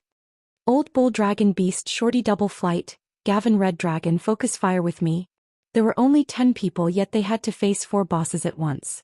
If it were any other team, they would have already chosen to bow their heads to fate and await death in despair and fear. They, on the other hand, had gone through so many trials and tribulations along the way. When had they not faced terrifying existences that transcended the mortal world as mere mortals? The Lich King, Archimonde Ragnaros. He wrote his will again and again, but every time he came back he would throw it into the wastepaper basket with a bitter smile. Looking back, he felt a sense of relief in his heart. A true warrior dared to face the most terrifying life. In the face of evil, someone had to stand up. Since fate had chosen him, then he would use the brightest smile to face the darkest and most hopeless situation. As long as he believed in Duque, he might once again be able to turn the enemy into ashes in the blink of an eye. Ha ha ha. Who was laughing so boldly? Ha ha ha. Who was it that was facing a tragic death? At this moment where time seemed to stop, everyone in the team suddenly let go of everything. No race, no gender, no occupation. Come on. Let's hurt each other. Let your grandpa Bull teach you what it means to fight. Cain charged forward violently, crashing straight into the dragon leader, Brood Mother Leroy. The two huge humanoid creatures crashed into each other like Mars crashing into Earth. This was a clash of strength against strength. This was the purest form of violence between males. The moment the two of them crashed into each other, there was a muffled sound like an earthquake. The next moment, both of their feet sank deep into the solid ground. Their muscles swelled and their veins popped. In just a short second, they had fought countless rounds. Shifting his center of gravity, turning his hand to capture. In the end, Old Bull's technique was better. With a swift twist of his wrist, he grabbed Brood Mother Leroy's neck, and then pushed the dragon leader to the exit of the labyrinth like a bulldozer. Gravel flew everywhere, and he pushed the dragon leader to the exit of the labyrinth in one breath. That shorty Magni was even more awesome. Not only did he use Deity's Descent, he seized the opportunity when the two adult black dragons were trying to pass through the hole that Veristas had created and immediately charged over with charge. It had to be said that the Dwarf King's ability to grasp the right timing was impeccable. It should have been three giant dragons rushing in one after another into the hall where first boss Razorgar was, but the Dwarf King had let Veilastras in, and then moved to block the opening that wasn't too big. A normal powerhouse wouldn't be able to become a door god, but the enlarged Magni was the size of a one-story house. He used his height and width to block in front of the two black dragons. If it was someone else, the two black dragons would probably have broken through. But Magni was wielding the famous flaming demon hammer. Breaking through meant that they would have to engage in close combat with Magni. Facing that divine hammer that stood at the pinnacle of the fire element, Firemo and Ebonrock were afraid. They decisively unleashed their dragon's breath at Magni. Who knew? God's Descent was the most impudent move. In this state, the Dwarf King was practically immune to magic. In addition to the fire resistance that the flaming demon hammer gave him, before the effect of God's Descent ended, even a god wouldn't be able to burn him easily. The darn shorty was smug. Come on. Continue acting. Do you want to come and fight with me? Magni almost made the lungs of the two black dragons explode from anger. But so what? Before Magni's enhanced state ended, he was undefeatable. However, everyone's focus was still on the battle between the remaining 8 people and the fallen red dragon. Veilastras, the infamous fallen red dragon that had caused countless guilds to disband and left countless players with painful and unforgettable memories, was the key to the entire battle. Ha! Master Howl leaped over with a violent aura, scaring Duque so much that his eyeballs almost popped out of their sockets. Damn, you're a weapon warrior, how can you tank a boss? The next moment, Gavin Rad's sword slashed over, and it was as if a storm had been stirred up. The powerful nature attribute damage easily attracted the red dragon's attention. Remember, little red dragon, the person who killed you is called Gavin Rad. Chapter 1201. Duque bared his teeth. In the past, Gavin Rad was a good young man who knew his place. When he was Duque's bodyguard, he stood guard at the door and didn't ask questions that he shouldn't ask. If anyone dared to come, he would block them. But now that he had a divine artifact sword, the sea, they were all King wild. At least that was what it looked like. If Magni and Cain walked the path of absolute violence, Gavin Rad was more of the technical type. Most of the divine artifacts that appeared in the world were huge weapons. Just the weight alone made Duque want to die. Although Thunder Fury, Blessed Sword of the Windseeker, wasn't as exaggerated as Ashbringer, it was definitely a two-handed sword that normal people couldn't hold with one hand. But Gavin Rad could swing the wind sword like a windmill, left and right, because he swung it so fast it looked like he was swinging a huge whip instead of a lightning sword that looked like a fork. Zap zap zap zap. The terrifying sound of wind breaking rang in everyone's ears. Zap zap zap zap. It sounded like thousands of lightning snakes dancing in the air. The sound of wind and thunder filled everyone's ears. No one noticed that a faint red aura permeated the surroundings. That was Veristaz's red dragon essence. An ancient red dragon that sought self-destruction after his fall was using this method to nourish his enemies. His mind was in a mess, but his heart still yearned for the light. He still tried to help these invaders as much as he could. He attacked every mortal in a frenzy, but he also hoped that this small team of mortals could really create a miracle and end his fall, even if it meant the end of his life. Whoosh! Another circle of scorching flames spread on the red dragon's huge body. If someone had a weak resistance to fire, they would probably have been burnt to a crisp in that instant. Duque raised his hand, and a wall of fire suddenly blocked the red dragon's flaming nova. He absorbed the red dragon's flames at a higher temperature. However, Veristaz was not scary because of the itchy flames, but because of combustion stimulation. Kalia suddenly discovered that her entire body was bathed in flames. This flame did not burn her body. Instead, it stimulated her, and a strong sense of excitement rose in her chest. She suddenly discovered that not only did she have an almost inexhaustible amount of magic power under the nourishment of the red dragon essence, but all her healing spells that required casting time were now instantaneous, as if she had learned all the metamagic abilities in this area in an instant. Duque. Focus on healing for 15 seconds, then leave it to me. Kalia realized that Duque's face was actually dark. Of course, Duque was worried. Because in the original history, all the people who were hit by burn stimulation could first deal crazy damage for 15 seconds, and then no more than 20 seconds at most. The excess red dragon magic in the body would exceed the limit that the human body could bear, directly causing the person to explode and die. Not only would the person under the spell die, but they could also blow up their teammates when they self-destructed. If he had not snatched the divinity of Ragnaros, Duque would not have fought with the fallen Veristaz like this. Perhaps he would have taken a gamble and let Xianxia and the red dragon fight each other. But firstly, Duque always felt that Nefarian would do something bad to Xianxia. Secondly, after snatching the divinity of fire, Duque had a deeper understanding of his own magic control. If Duque's control of flames before was limited to every single flame, then now that Duque had the divinity of fire, his control could even be refined down to every single molecule, and adjust the direction of each high-energy pulse. Kalia cast spells nervously, but the feeling of terror and unease of having a ticking time bomb in her body filled her heart. She could still cast spells without any disorder purely because she had absolute trust in Duque. If Brother Duque said to leave it to him, then leave it to him. If it weren't for him, I would have been a dead person 15 years ago. For some reason at times like this, it was easier to recall the past. Kalia suddenly thought of the ice rose that Duque had given her, of Duque's grand marriage kidnapping, of the 10 years of freedom that he had given her, and at some point Kalia's eyes were already filled with tears, and they almost burst out. Duque, I really have never regretted it. Duque did not have the time to care about Kalia's maiden heart. A pair of fiery big hands were directly placed on Kalia's back. He was using his superior elemental control to control Kalia's magic circuits with a half-hearted effort. Where is it?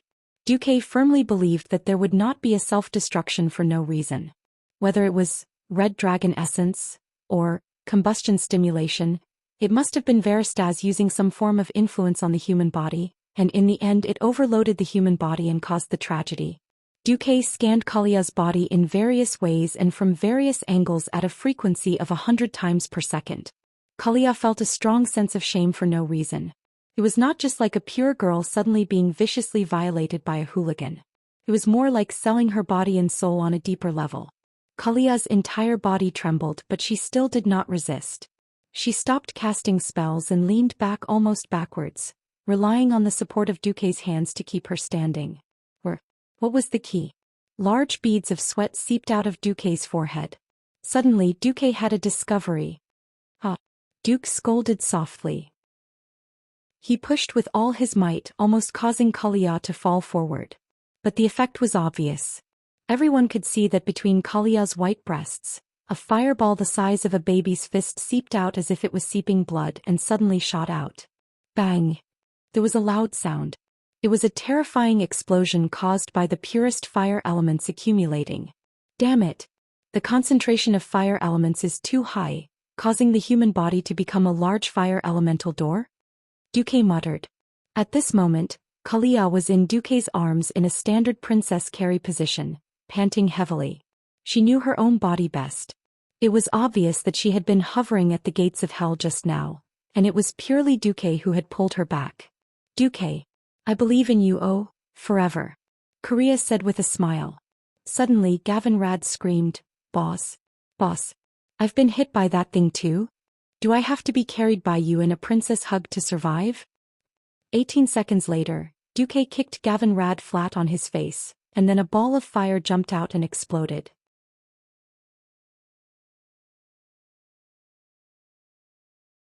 Chapter 1202. Roar. The fallen Valistras' eyes were bloodshot. His yellow pupils were now covered in a bloody mist. Before the flames accumulated in Gavin Rad's body exploded, his target had always been Gavin Rad. However, after the explosion he seemed to suddenly lose interest in this holy knight who was shining with golden light and using the power of wind and lightning to deal heavy damage to him.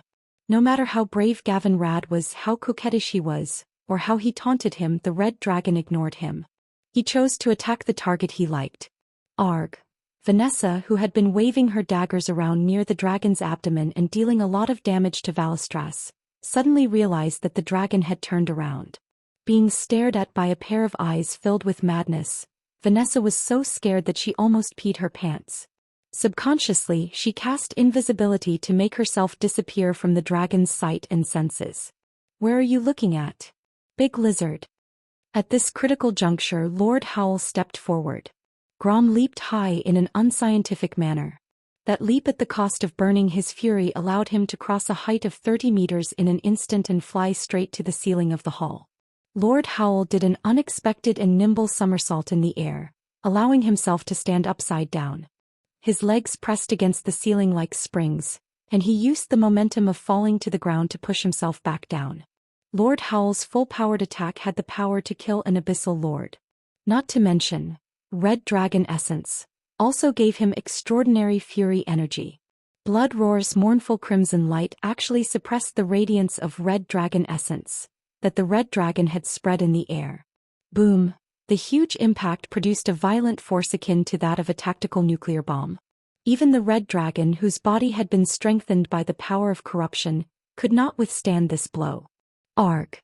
Valistras let out a very human-like scream. Everyone could see that there was a bone-deep axe mark on his extended left dragon claw. The tough dragon scales, tough dragon skin, and sturdy dragon flesh were all unable to withstand this attack. Arg! Tyrion Fordring, who had been playing by the rules since the start of the battle, suddenly launched an attack. If Mograine's Ashbringer was a sun that illuminated the entire land and made evil have nowhere to hide, then Tyrion's Ashbringer was like using the best steel on the edge of a blade. Tyrion was already recognized as the #1 person in the Holy Light. This was not a false praise but a very solid ranking. Zidane was more like a pure martial artist. His understanding of martial arts was above that of Holy Light. Gavin Rad's talent had gone awry. He was now more like a thunder warrior than a paladin. Turalian's Holy Light was the weakest among the 5 Silver Saints from the very beginning because his specialty was in commanding an army. If he had not inherited Lothar's Quell Zerum, his combat power would probably only be second-rate. The purity and strength of Theon's Holy Light were far superior to the other 3, but he still used the Holy Light in his body in a stingy way. Now he was using his performance to tell everyone why. The bright Holy Light was long, narrow, and beautiful. Theon wielded Ashbringer as if it were a paper fan, splitting the hall that was filled with a scarlet aura into 2. The golden sword light fell and the space seemed to be strangely distorted. The fallen ancient red dragon moved its body, and a line of blood that emitted golden light appeared along its shoulder and the wound on its left claw, running across its entire claw. The golden line continued to extend backward, leaving a dazzling golden ripple in the air. It swept across the hall, which was quite small for a dragon. Wherever it passed, the benches that should have been used by Razorgore's orcs were broken in rows. With a crisp crack, the golden line swept across the scorching western wall of the hall. The perfectly straight and slanted black line on the wall rapidly expanded in a few seconds, turning into a bottomless ravine. Time seemed to stop at that moment. The huge dragon claw hung limply. Its muscles, tendons, and bones had been completely severed. Only a small piece of tough dragon skin was left holding it together. Velestras, who had suddenly lost his balance, fell face first onto the ground. He was in an extremely sorry state. The red dragon's fall was like sending itself to the back of its neck. How could the powerhouses let go of such an opportunity? Gavin Rad was the first to pounce. His divine artifact sword was wrapped in bright purple lightning. If the wind sword was replaced with a hammer, he would be the god of thunder Thor. Lightning flashed and thunder rumbled. Gavin Rad's full-powered attack directly pierced the weakest joint between the dragon's neck and body. Ah! As Velestras screamed, his long snake-like neck snapped in half and bit Gavin Rad out of reflex. Holy light rose and Gavin Rad activated his invincibility. Even though he was protected by the holy golden light, his sharp teeth still bit the light shield, producing a terrifying sound that made one's teeth ache. Sasha suddenly used aimed shot, and the arrow, which had been charged up to the maximum, hit the dragon's jaw. It only stopped the red dragon for less than a tenth of a second before the powerful bite was activated again. If the invincibility period was over, Gavin Rad would be finished. Boss, do something, or I'll die. Gavin Rad was so scared that he almost peed his pants. I'm coming. Duque came as soon as he said he would. With a flash, he appeared on the dragon's back. The divine artifact sword in his hand, which shone with flames and the light of wind and lightning, pierced into the back of Velestras' neck through the terrifying wound that Gavin Rad had created. The spiral-like blade avoided the protrusion on the neck and pierced through the gap between two vertebrae, stabbing into the red dragon's cervical nerves. Sizzle. A strong electric current traveled along the red dragon's nerves to its entire body. The huge dragon's body immediately convulsed and then it froze. A second later, Duque stood on the dragon's head and pressed down with his magic palm. Sensing that Duque was invading his spiritual world, the red dragon screamed in despair. No. It's too late. My memories have been erased and half of my soul has been destroyed. I'll only be a slave to the Black Dragon King. Give up on me. I don't want to make my sins even worse. There's more than one Nefarian among the so-called Black Dragon Kings. Duque laughed as he raised a 1/5 of platinum high up. This is... Velestras' pupils suddenly constricted as he felt a coercive force coming from above. Chapter 1203. Just as Duque smashed the platinum disc onto the Crimson Dragon's head, Nefarian, who was sitting on the throne on the highest floor of the Blackrock Spire, jumped up as if his butt had been pricked. He could clearly feel that he had lost control of the Crimson Dragon's soul. It wasn't because of the Crimson Dragon's death. Instead, it was because an even stronger power had forcefully seized control from him. This was a resounding slap to his face. He knew what was going on. He claimed to be the king of black dragons, the supreme ruler of all black dragons. Now he was defeated by the remaining power of his father. Even if Duque had used a trick, it was still a devastating blow to his confidence and pride. His face turned green and red. His swollen face was filled with gloominess. Suddenly, a seductive and sinister voice barged into Nefarian's mind uninvited. Seems like you need help? No. It's none of your business. Enzos, Nefarian said firmly. I remember very clearly that I did not call you. I'm just here to remind you that Onyxia, whom you view as a sacrifice, isn't in your lair. Enzos sneered. But Duque is here. Nefarian argued. I hope your toy can take care of this legendary human. Enzos said non-committally. Nefarian's face turned red and his fists trembled. On the other hand, the Crimson Dragon faced an outcome that he had never imagined. Duque had miraculously seized control of him from Nefarian. This is... The violent dark power that had caused him to fall was rapidly dissipating in his body. His power to surpass his own limits was obtained at the cost of burning his life and soul. As the dark power dissipated, what replaced the frenzy and numbness was unimaginable pain in his body, mind, and soul. The sudden and terrifying impact was enough to destroy the rationality of most living beings. As a powerful being who had maintained a certain degree of rationality in the darkest of times, Velestras' willpower was undoubtedly shocking. However, no matter how ambitious he was, he did not dare to imagine that there would be a time when he could escape from the abyss. The dragon's face was filled with shock and confusion.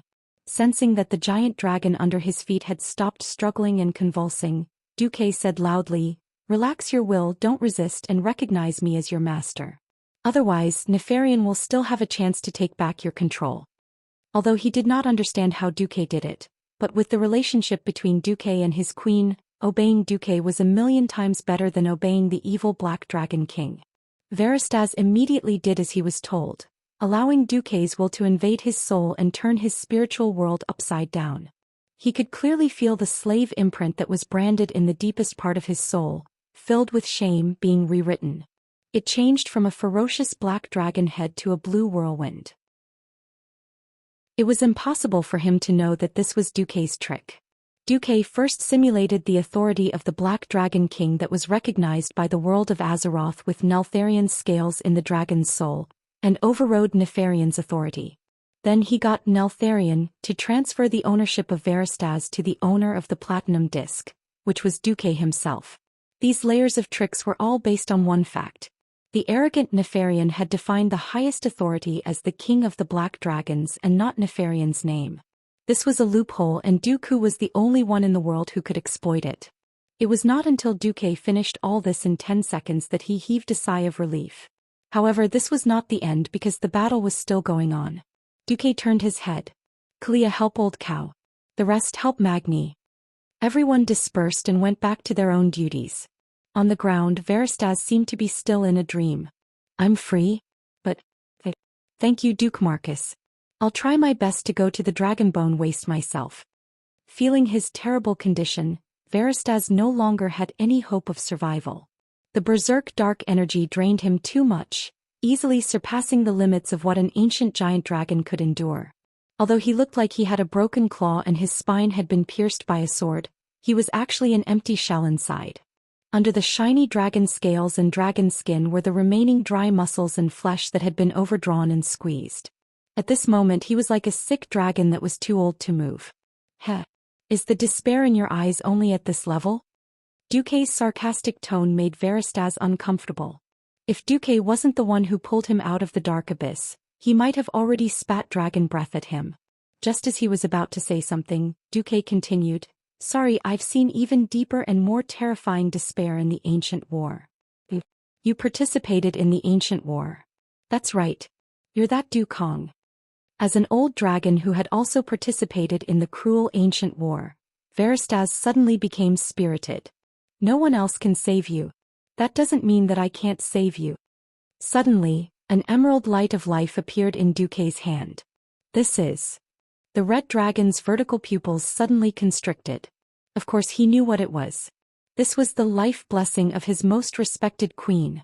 With it, no matter how serious the injury, even if he was on his last breath, he could still be full of vigor and revive on the spot the next moment.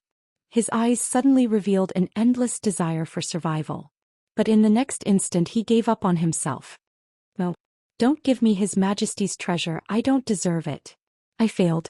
Not only did I fail to keep an eye on Nefarian, but I even became his minion and slaughtered countless innocent mortals. I'm guilty. Smack. The red dragon was slapped by a huge palm made of arcane energy. "Enough.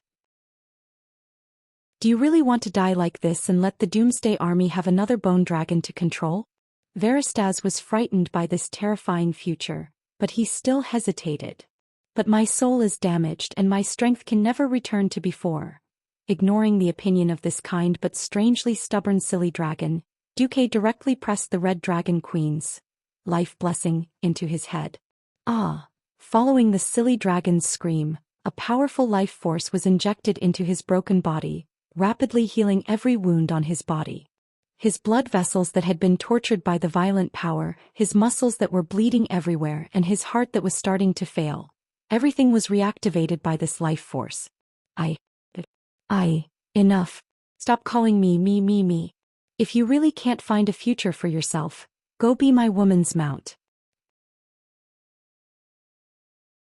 Chapter 1204.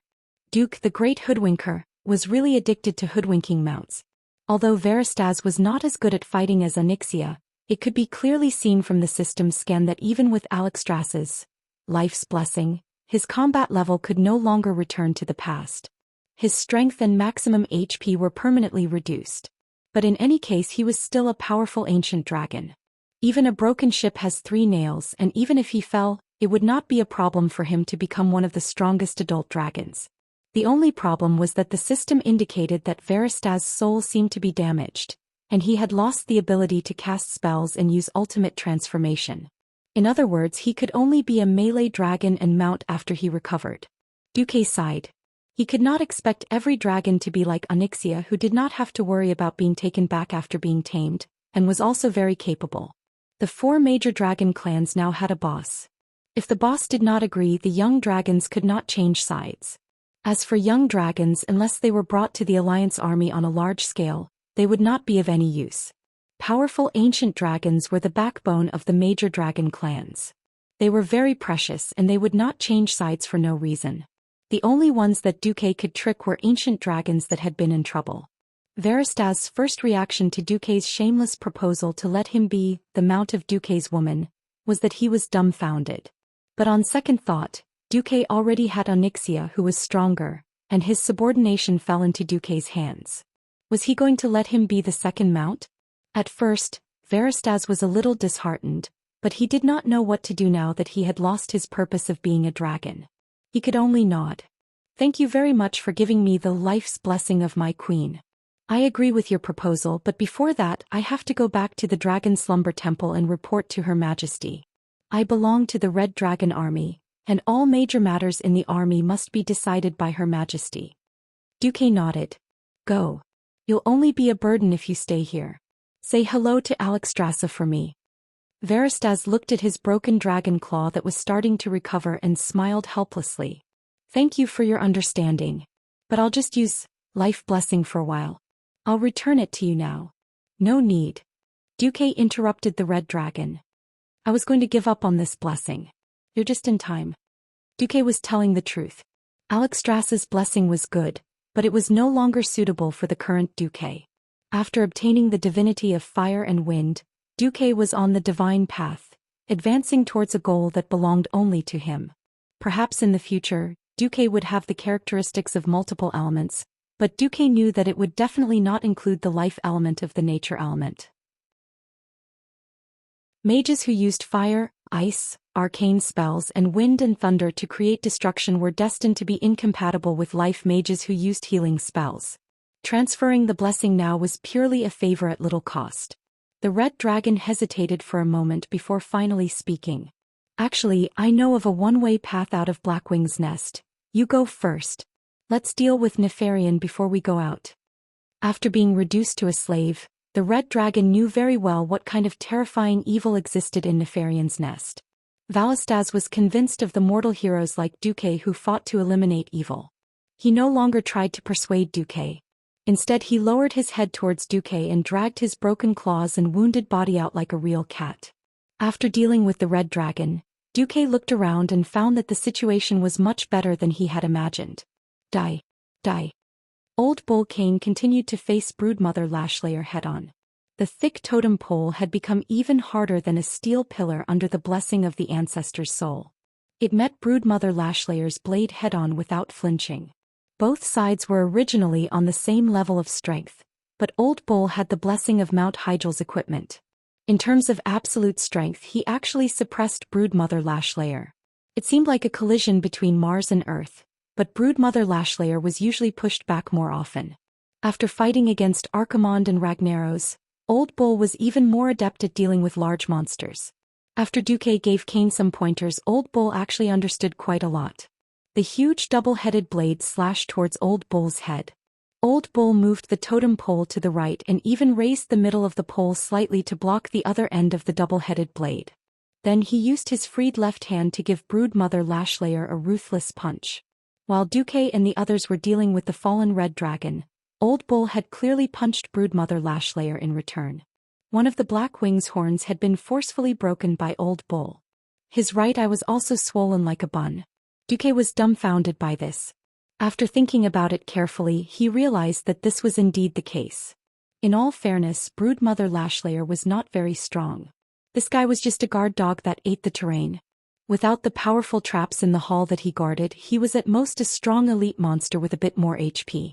If it was just Old Bull alone, he might have had a chance to be exhausted to death because his HP was not strong enough. But with Kalia, things were completely different. Duque looked at Kalia, who was as beautiful as she was in the past. She swayed her graceful figure and waved her staff. She stood at an angle where she could see Cain, but Broodmother Lashlayer could not see her. She healed Cain rhythmically. Duque suddenly felt relieved. He walked over lightly and patted Kalia's butt, causing the Queen of Lordaeron to let out a coquettish cry. Watch Old Bull. I'll leave this third leader to you too. That's right, Cain is thick-skinned.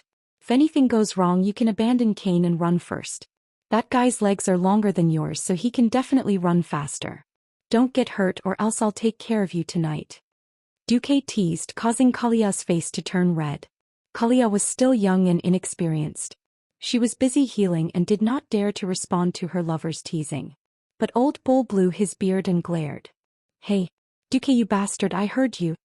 Duque did not even turn his head. If you can't deal with this guy called Broodmother Lashlayer, then it's my loss. He did humph, but Old Bull was elated. He could deal with an enemy leader alone. Seems like Duque thinks highly of me. Duque flashed over and appeared beside Magni, who was blocking the door. It should be said that Magni was indeed the #1 warrior in the alliance. He was thick-skinned to begin with, and with Deity's Descent, which lasted more than 5 minutes, he was like a bug in the game. Unless it was a boss whose level was much higher than his, he could easily single-handedly fight for 8 to 10 minutes without any support. But without Duque around, everyone was fighting in a mess. Chapter 1205. Old 4 and Old 5 of the Blackwings were rather annoyed. Before Duque arrived, everyone had a disagreement as to which one to attack. Since it was a choice between the two, the other 7 randomly chose a black dragon to gang up on. They instinctively felt that the black dragon opposite them seemed to be able to stack fire damage. Hence, they used Magni's bulky body as cover and suddenly charged out to attack the black dragon that Xianxia had casually marked with a hunter's mark, killing one before moving on to the next. That was the right logic. It was a pity that they weren't transmigrators and didn't know that one of the 2 bosses had the special skill Ebonok's Shadow, that could heal itself by attacking a specific target. As long as Ebonok was hit by this skill, the strange shadow curse would be able to heal the wounds on Ebonok's body. In the end, when Duque was dealing with Valestras, the 7 of them didn't manage to take any damage at all. Seeing this scene, Duque's forehead was full of black lines. After he rushed over, he patted Sasha's shoulder lightly. Sasha, don't bet with your sisters these days. Be careful or you might lose all your private stash. Sasha exclaimed. Duque raised his head and said loudly, change targets. Don't touch that dragon for now. Everyone can only attack the new target for 30 seconds at most before coming back to rest. They were all veterans and had seen all sorts of strange enemy skills. Although they didn't understand it every time, they wouldn't lose much as long as they did as Duque said. Seizing the opportunity when Old 4 Fillmore pounced on him, everyone attacked together. A flash of swords and axes almost chopped off one of Fillmore's claws. Roar. The adult black dragon let out an angry roar. It swung its head and spat out a mouthful of shadow flames at the crowd. The experts who were already prepared shrunk back and hid behind the hole in the wall. Fillmore dashed towards the hole and was smashed back by Magni's hammer. The entire dragon spun in midair. The hero group against the 2 black dragons went on for a few rounds. Suddenly, a blood-curdling scream came from behind. Duque turned around and saw Cain, who was covered in blood, leading a dragon head with a broken horn, striding toward him. Even though Cain was taking big strides, Duque realized that Cain was very sneaky. His thick hooves didn't make much sound and he was moving along the wall. The thoughts of experts always coincided with each other. Shorty, don't be so stubborn the next time he comes, Duque shouted, and Magni immediately understood. As a main tank, Magni's biggest weakness was that he was too small. When he didn't activate Deity's Descent, it was very easy for the boss to rush over and kill the ranged attackers and healers at the back. Deity's Descent consumed a lot of stamina and energy. He could carry it, but it didn't mean that he didn't need to pay a price. Just as he was swinging the Balrog's hammer, Magni caught a glimpse of that sneaky old bull. In the next round, when Fillmore roared and charged at the hole he was guarding, the Shorty King played a vicious trick on this adult black dragon. Fillmore was shocked to find that the large silver shorty that had been blocking the hole and never retreating had suddenly disappeared. No, it didn't disappear but shrink. The previous countless charges ended with the shorty using his war hammer to fight them head-on. Who knew that the shorty would suddenly shrink back? Fillmore instinctively felt that something was wrong. He immediately spread his wings and flapped forward, trying to stop his momentum. Who knew that the moment the shorty shrank back to his original size, a shining paladin would suddenly rush out, waving a huge sword that looked like a sharp fork. Wind. Kiss. A turbulent flow suddenly appeared in the air. The strong tornado seriously interfered with the black dragon's movements, causing its sudden stop in the air to fail. Then a wretched tauren suddenly jumped out from the hole, its huge and coarse fingers placed on the tip of Fillmore's flapping left wing. Come on. Play with me on the ground. When Kane said this, there was a murderous look in his eyes. For some reason, Duque sounded like a weird uncle using a lollipop to trick a little girl to see a goldfish. Basically, the Alliance and Horde warriors all knew Titan's grip. The original intention was to allow warriors to wield two-handed weapons. This skill that could greatly increase a warrior's arm strength and grip strength could be learned with hard work. The specific increase depended on the individual's talent and race's talent. Obviously, the Tauren had the most insane increase. Kane was also the most insane among the Taurens. Duque could clearly hear the hollow bones on Fillmore's dragon wings cracking. Awoo, Fillmore screamed and struggled with all his might. Being forcefully dragged over made him think of many bad things. Unfortunately, no matter how violent a little girl was, she couldn't withstand the strength of a real weird uncle. The old bull roared and forcefully pulled Fillmore down from the air with a movement similar to a shoulder throw, causing him to fall on the ground in an M shape. It wasn't that he wasn't reserved, it was just that the old bull was too violent. Fillmore, who was on all fours, almost instinctively struggled to get up. Who knew that the old bull would shamelessly raise his hands high up and viciously stab the thick totem pole into Fillmore's mouth that was filled with crisscrossed fangs, all the way to the depths of his throat. Ooh. Awoo, Fillmore let out a strange whimper, and the aftermath of the shadow flames flowed out from the corner of his mouth. The scary old bull was unmoved. He forcefully twisted Fillmore's head almost 180 degrees like a fried dough twist, and tried to twist it 360 degrees, as if he wanted to tie a slip knot on Fillmore's neck. Dragons weren't invertebrates. Although their necks were abnormally flexible like snakes, in reality because there was a limit to how much each cervical vertebra could rotate, a dragon couldn't truly twist its neck 360 degrees.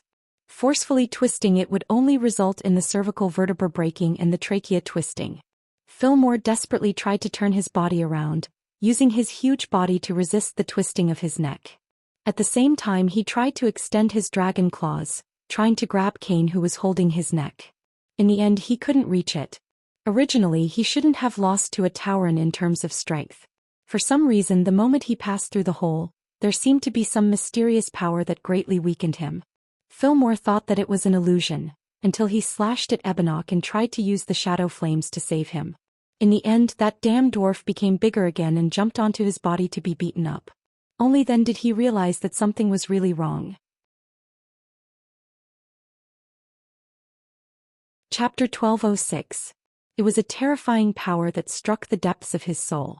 Just like how ordinary creatures would tremble in the face of the terrifying firebird of a dragon, Fillmore could not resist the ruling will of the Black Dragon King. No. This willpower was even more terrifying than that of the current Black Dragon King, Nefarian. It made him tremble because it came from the ancestor of the Black Dragons, Deathwing Nesario, who was superior to Nefarian. In the corner of his eyes, Fillmore saw Duke, who was laughing coldly, raising a platinum biscuit that only had a fifth of its original size left in his hand. Nesario deceived the 4 major dragon clans into injecting souls and power to create the soul of the dragon. Not only did he eliminate the eyesore of the Burning Legion, but he also laid the foundation for the Black Dragons to run rampant for 10,000 years. This was a widely circulated story among the Black Dragons. Every Black Dragon had the motto of being cunning and shameless. When he saw the platinum biscuit he suddenly understood what it was. Unfortunately, it was too late. With the totem pole stuck in his throat, he could not even speak. No. Why?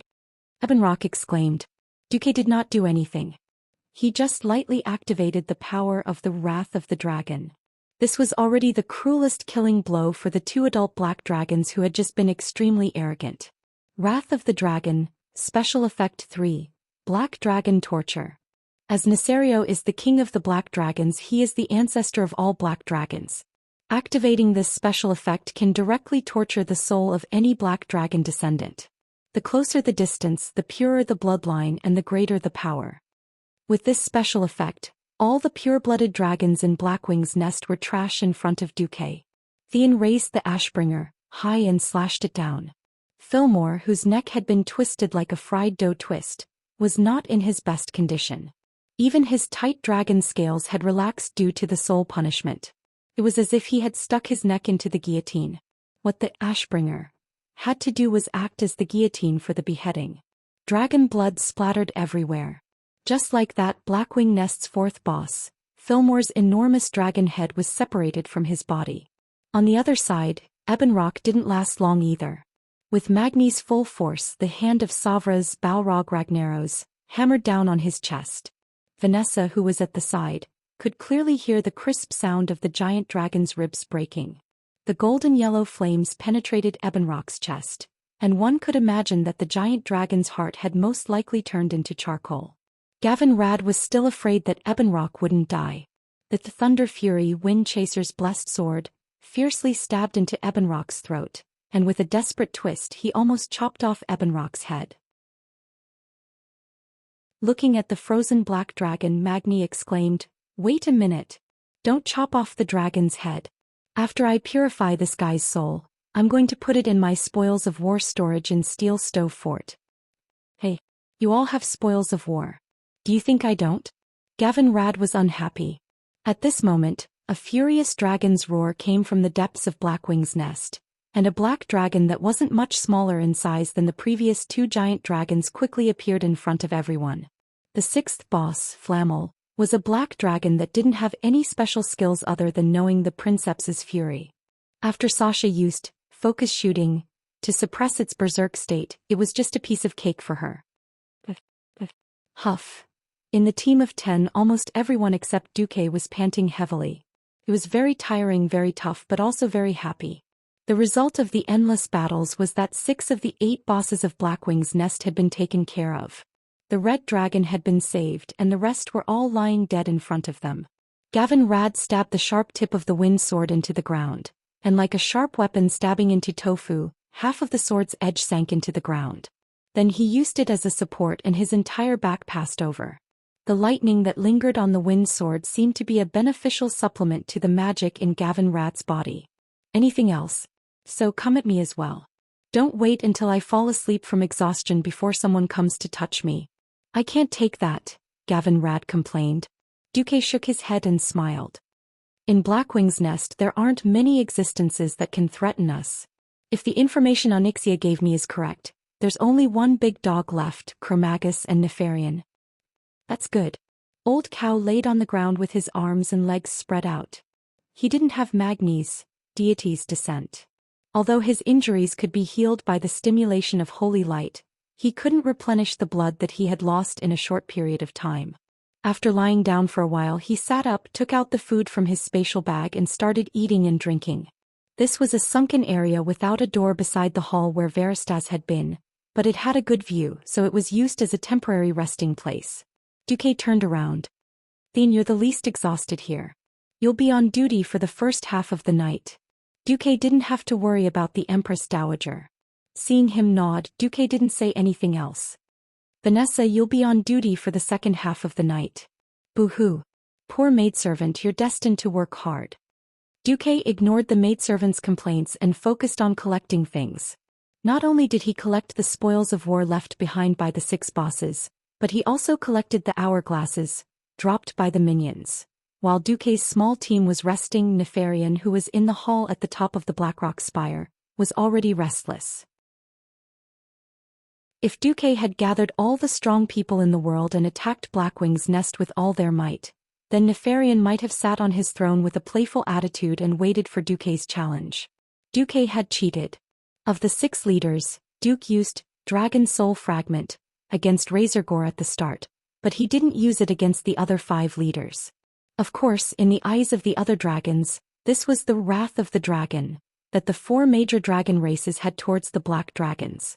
3 adult black dragons that were almost as powerful as the ancient dragons and a rather powerful dragon beast had been beaten to death by a mere 10 mortals. They hadn't even been able to use 40% of their strength. Nefarian had tricked the 4 major dragon races back then. Now the tables had turned. The 4 major dragon races were now tricking the black dragons. Nefarian's heart skipped a beat. Duque had probably used this when he subdued his sister Onyxia. This meant that even though he was the self-proclaimed king of the black dragons, he couldn't escape from Duque. In other words, as long as Duque could stand in front of him, his dream of becoming a dragon king would be over. Either he surrendered in humiliation and became a mount, or he would die in the Blackrock Spire without even using half of his strength. Escape? This option didn't exist for a proud king. Nefarian's face was livid. Just then, the sly and sinister voice that he was very familiar with appeared in his mind again.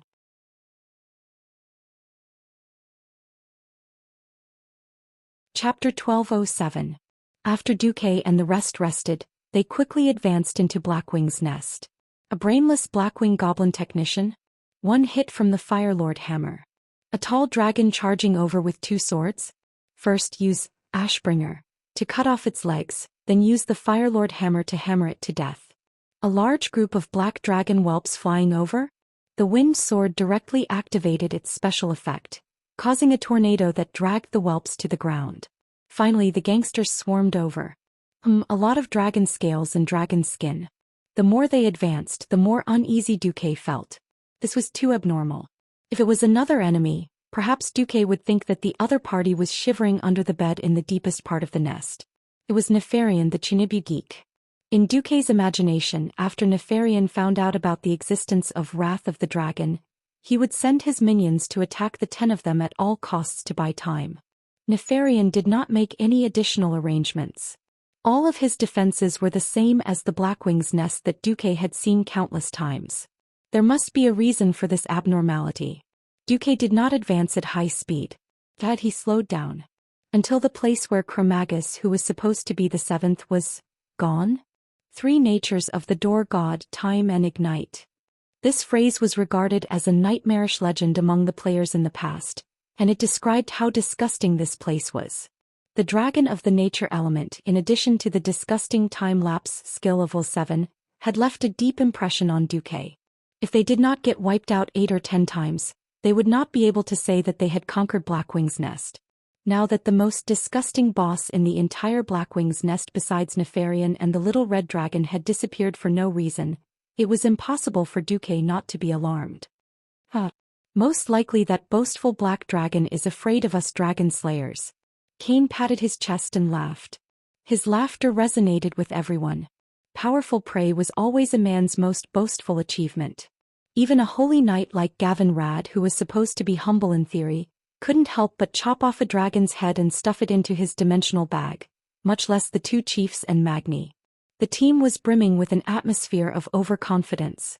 Duque was keenly aware of this and tried to dissuade everyone, but all he got was a verbal warning to be careful.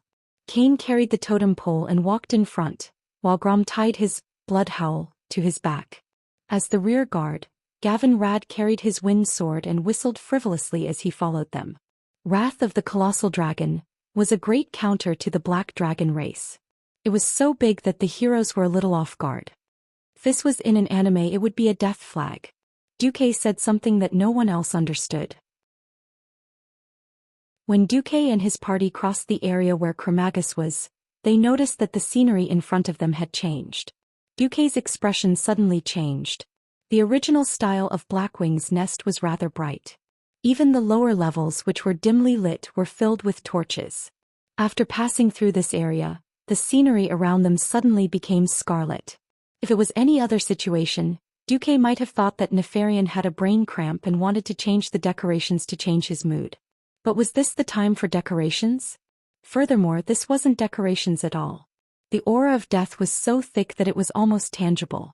Even though they were walking on the floor and looking at the blood-red background, everyone could clearly feel the traces of Nefarian's terrifying willpower. The group of experts immediately put away their carefree attitude, and their faces were filled with seriousness. Magni's loud voice was the first to ring out. Hey! Is this guy really Nefarian? Didn't you say that this guy's level isn't that much lower than Onyxia's? Why do I feel like Big Brother is a few levels stronger than Little Sister? The group advanced in a tight formation. They should have reached the top level of the Blackrock Spire very quickly, but now there was an additional corridor of blood. On both sides of the 20-meter-wide corridor were pools of blood that emitted a disgusting smell. Above the pools of blood were all kinds of monster specimens. They were sealed in huge transparent glass-like containers.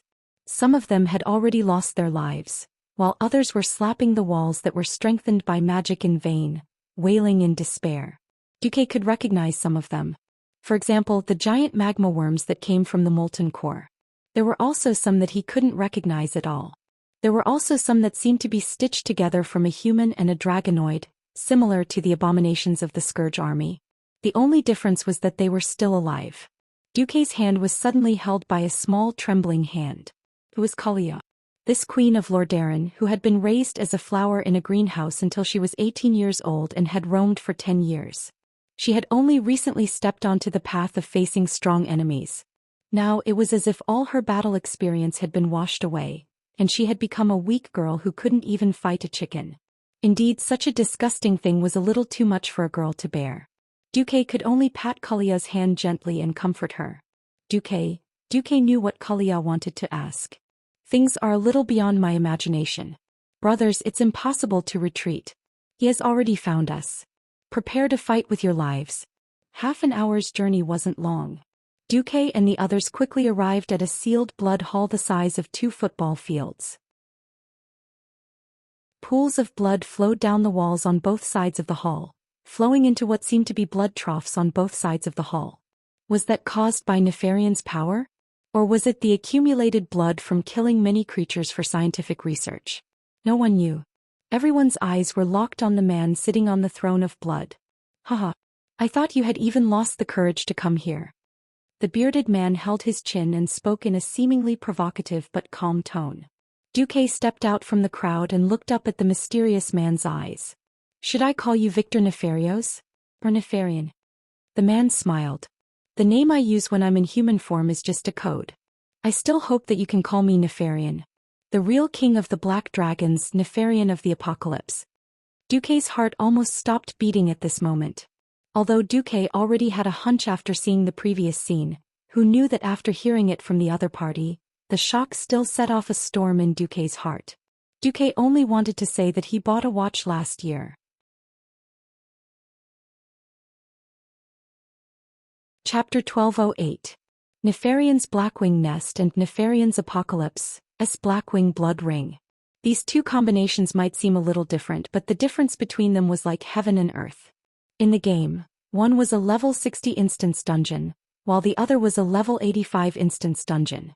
Duque's average equipment for Mount Hyjal was not even at the entry level. If Nefarian had really transformed into Nefarian's Apocalypse, which was supposed to appear 10 years later, then there would be no need to fight. They could just surrender. Duque's hands were trembling and a large amount of data was pouring down on his retina. The system's warning tone was beeping non-stop, and his eyes were filled with crimson warning words. Warning. An unknown protective shield has appeared on the humanoid Nefarian.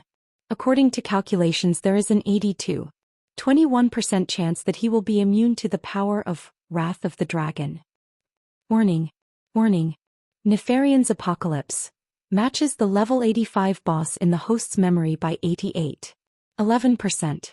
If it really is the boss, the host has a 99% chance of being wiped out. It is strongly recommended that the host avoid it. At the very least, leave its territory and fight for a chance of resurrection. Duke sucked in a breath of cold air and his face turned green, but he knew he could not retreat. At this moment, Duque's mind was filled with all sorts of thoughts. This was not a game. If the team was wiped out, the essence of the alliance would be gone. Not to mention that there were still 3 women here. He could resurrect, but what about them? Calm down. Calm down. How could this happen? Nefarian's sudden increase in strength was undoubtedly the work of Enzos. The problem was, would Enzos die so easily? Why would he level up Nefarian for free? This was not an increase of 10% or 20%. It was an increase of 3 levels, and his strength had multiplied several times in one go. Could it be that during the cataclysm several ancient gods had placed their bets on Nethario, but now that Nethario had been killed they placed their bets on Nefarian? But that shouldn't be happening now. According to history, the imprisoned ancient god Si-Thun would not be able to restrain himself and would be the first to jump out and court death. As the first ancient god to go into battle, Si-Thun's performance was remarkable, but it was precisely because of Si-Thun's failure that En-Zoth and the other ancient gods bet on Deathwing Nesario to set off the cataclysm. Duque smelled a strong conspiracy, but the best actor was still the best actor. On the surface, Duque was cold and arrogant. He pointed his right hand at the humanoid black dragon. Hey, Nefarian, do you really think you're something? Don't forget. How did your father die? Your sister is still under my crotch as a mount. Yes, Duke's words were reasonable and his pretentiousness was convincing. Even Nefarian believed it, but Duque still didn't notice the difference. What he didn't know was that Duque had stretched out 2 fingers. The pupils of Duque's comrades suddenly shrank. Pointing a finger at the enemy was a signal they had agreed upon before entering Blackwing's nest. If only one finger was raised, then he would directly attack him without any discussion, and he could do whatever he wanted. If the index and middle fingers were pointed together, then it would be a big deal. It meant that Duque estimated that the opponent's strength was far greater than his own, and he needed to use a big move to stall for time. Unconsciously, everyone tightened their grip on the weapons in their hands. Nefarian suddenly became interested. If it was the him from before, he would probably be feeling guilty now. But now, he decided to play a trick on this human who had brought continuous disasters and failures to the Black Dragon race. He hated Alexstrasza and the 4 color dragons of the Sleeping Dragon Temple. He also hated Duke Marcus, who played a dishonorable but incomparably important role in the 2 ambushes. Directly capturing Duque and forcing Duque to call his sister was too easy for Duque. Haha. Interesting. I'll let you have a good taste of what despair is. Nefarian slapped the armrest of the throne. Suddenly, a huge iron gate fell on the gate that Duque and the others came from, blocking their way out. What a good way to close the gate and release the dogs. As Duque expected, from the 2 doors that suddenly opened on the left and right, a large group of dragon beasts suddenly rushed out of the darkness. There were only 2 colors, red and blue. Duque's eyes immediately narrowed into a line. Leave it to me. Duque's words made everyone who was ready to go forward stop in their tracks. Humph. Duque snorted coldly, and the magic circuit in his body was activated to the extreme in an instant. He did not know how long it had been since he had seen Duque attack like this. Even when he was beating up Ragnaros, Duque only concentrated his magic and carried out a torrent of firepower in stages. There were 256 hands of magic on each side, and what they set off was a magic storm that seemed to divide the world into 2 halves. The left side was ice and the right side was fire. The icicles, as thick as a human arm, easily pierced through the bodies of the red dragon beasts and sent them flying. They cut off their limbs in midair and even froze their bodies and splattered flesh in midair before they fell to the ground. The fireball, the size of a water tank, easily blew up the bodies of the blue dragon beasts, turning them into charcoal. They did not even rush out a few steps before they exploded in midair, and their charred limbs dissipated with the wind. The number of people who came out, the number of people who died. Duque raised his chin slightly, and with a look of contempt on his face, he hooked his finger at Nefarian. Come down. Why don't you let us wait for you for a year and a half, and let you make more new toys before coming down? Gotcha. Nefarian lost his composure and easily crushed the golden armrests on both sides of his throne. He suddenly stood up. Duke Marcus, you will regret provoking me. Under the gaze of all the strong people, Nefarian's human body began to rapidly expand. From a 2-meter-tall human, he suddenly became a terrifying dragon with a body length of more than 50 meters. Everything was within everyone's expectations. After all, they were supposed to fight the Black Dragon King. Wait. This color? Boss, are you sure he's Onyxia's brother? Gavin Rad asked softly. Duque's pupils suddenly shrank. The scene in front of him made Duque feel extremely strange. If this was the original Nefarian, then he would undoubtedly be a standard black dragon. Black scales, white horns with a yellowish hue, orange-red lines between the scales, and a string of yellow barbs along his spine. Now the overall color of Nefarian in everyone's eyes was slightly strange. Not only were his scales purple, but there was also a faint aura of death, giving off the feeling that he was a little like an undead but also a little different. This was because from his mouth, there was still the fishy smell of a living creature. What the hell is going on?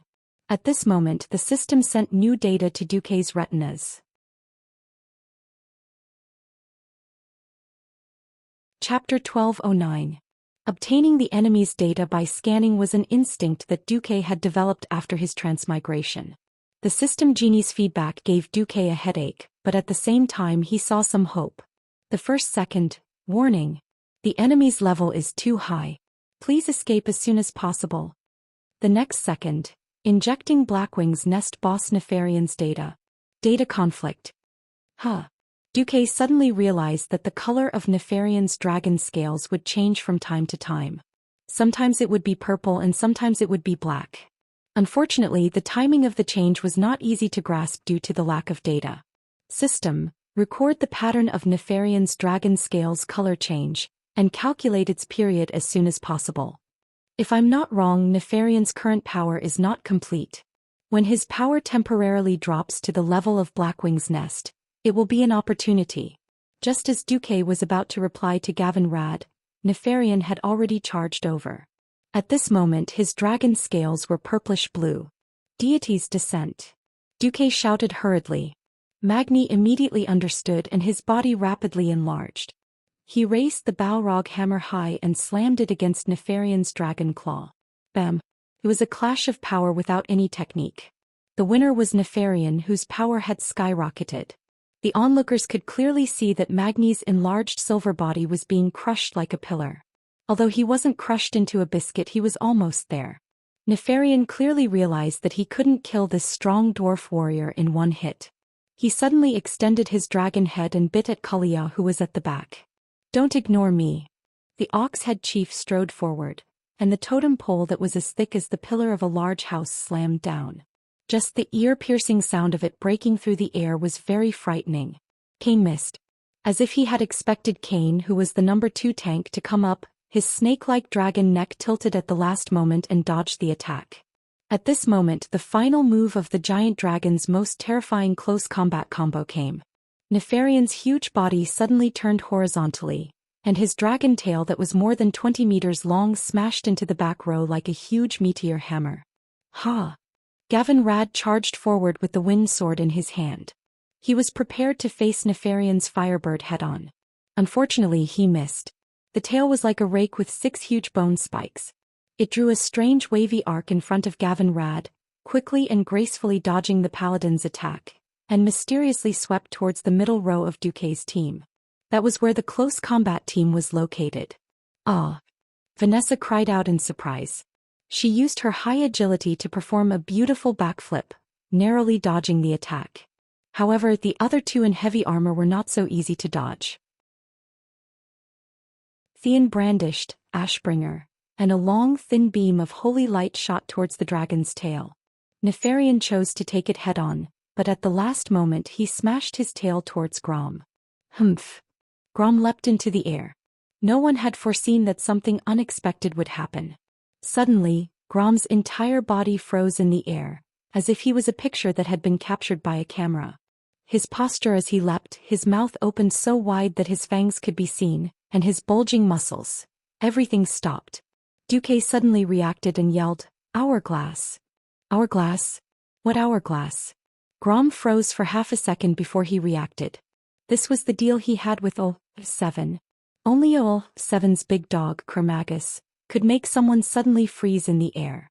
Caught off guard, and because he was not mentally prepared, Grom threw the hourglass that could get him out of trouble into the deepest part of his bag. Suddenly, 2 huge hands of magic appeared beside him, trying to drag him to the side. Unfortunately, it was too late. Nefarian had already bitten him. Arg! Blood splattered everywhere. Under everyone's gaze, Nefarian succeeded in his forceful attack and bit off a small part of Grom's body. Lord Howl's entire left arm, left shoulder, and a part of his left chest were all bitten off. His companions could even see Lord Howl's still moving lungs through the bloody wounds. Grom screamed in agony as he fell from the sky, forming a stark contrast with Nefarian's ferocious eyes. In the first round, one of Duque's main forces had lost the ability to fight. Save him. Almost at the same time as Duque's scream, several holy flashes and rapid healing spells were cast. However, unless it was a holy knight who sacrificed all his mana and energy to cast holy healing, the healing effect of holy light on large body parts was rather limited. Not to mention, Duque could already see that a large part of Grom's soul had been devoured in that instant. The loss of the soul was the most terrifying. Without the soul as a foundation, the body would not treat the missing part as a part of the body. This meant that even if Grom had the regenerative ability of a troll, he would not be able to regrow his left arm. What happened next confirmed Duque's judgment. Even with several beams of holy light, everyone was shocked to see that only the left part of Grom's chest had begun to heal, and there were no signs of a new limb growing out. Grom rolled on the ground in pain, but he was extremely stubborn. Even when he bit his lips until they were full of blood, he did not let out a single scream. Nefarian actually retreated after his successful attack. He flapped his wings, instantly stirring up a gust of wind, and his entire dragon flew into the air. Duque noticed that Nefarian's dragon scales had turned black, and the veins between the scales had turned red again. Not only Nefarian but even Chromagus, who was supposed to be a powerhouse in close combat, seemed to be terrified. He hid far away in a corner of the blood hall, while a large group of dragons swarmed over. They wanted to use their own blood and lives to exchange for precious time for their boss to catch his breath. Shameless. Sasha fired again and again. Duque and Wuxia also kept firing. Unfortunately, they first had to deal with the army of dragons that were madly charging at them. Only then could they shoot the extra attacks at Nefarian, who was moving around in the air. The result was that the damage dealt to Nefarian was too low. Gavin, Rad and Tyrion tried to use their divine artifacts to attack from afar, but the effect was not good.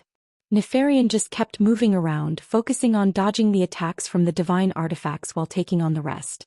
Everyone's pupils suddenly shrank. Their own weakness had been found out, which was that they had too many melee professionals and too few ranged attackers.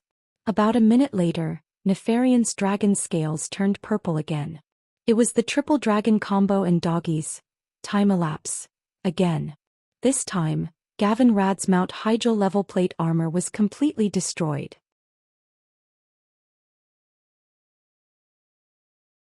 Chapter 12:10. In this day and age, paladin heroes were all capable of fighting, tanking and healing.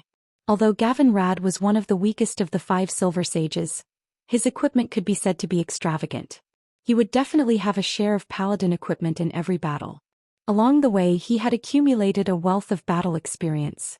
Even so, he still fell into Nefarian's trap.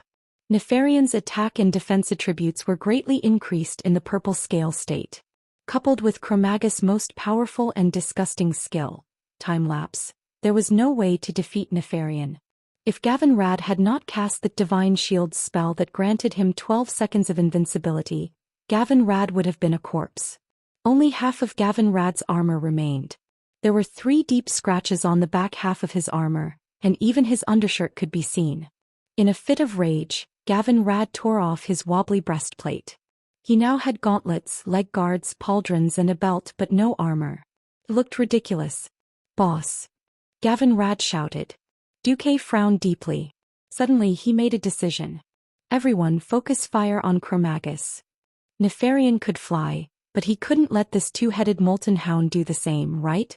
However, killing Chromagus was not an easy task. Without Nefarian, Chromagus, who looked like a molten hound, could only die with a grievance in front of Duke and his men who were prepared for it. However, there was a black dragon king in the sky that was even more powerful than Nefarian. Without enough restraint, if Nefarian were to charge at them, they would still be wiped out. But Grom. Tyrion wanted to say something but stopped. If they attacked with all their might, it would be impossible to maintain the current all-around defensive formation. Then, the injured in the formation would definitely be exposed. Don't worry about me. There are no orcs in the horde who are afraid of death. Grom gripped Bloodhowl tightly in his right hand and stood up. He was old. He was injured. He was no longer the horde's god of war that his enemies feared.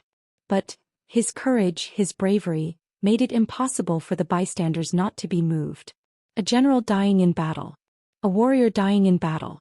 Perhaps this was the best ending for a brave orc who had fought for his entire life. All right. Kane let out a loud cheer. He smashed away a few dragons with his staff to clear a path for them.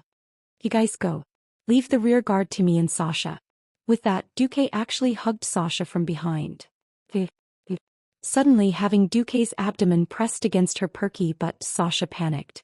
Even though they had been husband and wife for so many years on the battlefield at a time like this, Sasha was very embarrassed. Idiot, don't think too much. Duque spat at Sasha. The next moment, Duque's left hand held onto Sasha's left hand, and his right hand held onto her right arm.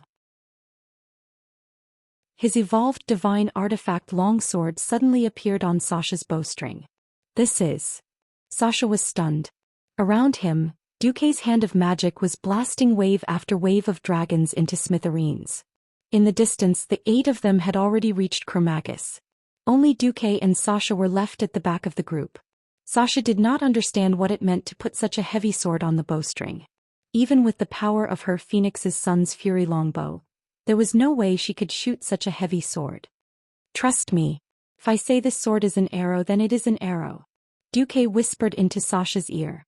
The feeling of his breath tickled Sasha's sensitive ears. Of course, Sasha had absolute trust in Duque. Alright. If you say it's an arrow, then it is. Sasha pulled the bowstring and held onto what should be a sword with her right hand. What surprised her the most was that when she pulled the bowstring, the sword suddenly became much lighter. The spiral-shaped blade actually became even more slender as she pulled it, and its weight seemed to have disappeared. No, it became as heavy as her most commonly used arrow. Not a bit more, not a bit less. Sasha could not understand this change at all. However, this did not stop her from feeling the terrifying power of wind and fire on the arrow. Duque sighed in his heart. Damn it, he suddenly understood why his personal divine weapon was called Duque's Integrity. The system wrote, Host, you have activated the mysterious effect X of the artifact, Duke's moral integrity. You can duplicate your artifact infinitely and change its form. However, in order for it to have power, you need to inject a special power into it, such as the fire element with divinity, the wind element, or the magic element with your will. Warning. After injecting the host's humanity will decrease accordingly. If the target resists the host's power or will, the host has an 80% chance of retrieving the host's humanity from the atmosphere. Feelings were meant to throw away one's moral integrity. At this moment, Duque was crying in his heart. Sasha, aim and shoot. I'll make the arrow. Okay. The valiant and heroic female ranger hero had no idea what kind of price she had to pay for every arrow she shot out for the sake of her lover. She only knew that she had to do her job well. In terms of long-range attacks, Sasha was much more talented than the few close combat veterans. Her ability to predict was godlike. She could predict how Nefarian would fly, what dodges he would make, and even whether there was a chance for him to stop in the air. Previously, she could not threaten Nefarian because her attack power was too low. Now, with Duque's infinitely duplicated spiral-shaped arrows, she became the most terrifying cannon in an instant. Swoosh, swoosh, swoosh, the terrifying sound of wind breaking could be heard. The arrows that could be completely ignored suddenly became killing machines. Before this, no matter how tricky Sasha's arrows were, as long as they were not direct shots, they would not be able to penetrate Nefarian's dragon scales. At most, they would pierce the dragon's skin but not its muscles. But now it was completely different. Attacks that contained some divinity were Nefarian's greatest weakness. At the end of the day, the power that he had now was only forcefully stimulated by Enzo's dark divinity. If Nefarian's divinity was strong enough, he could use it to defend against this interference.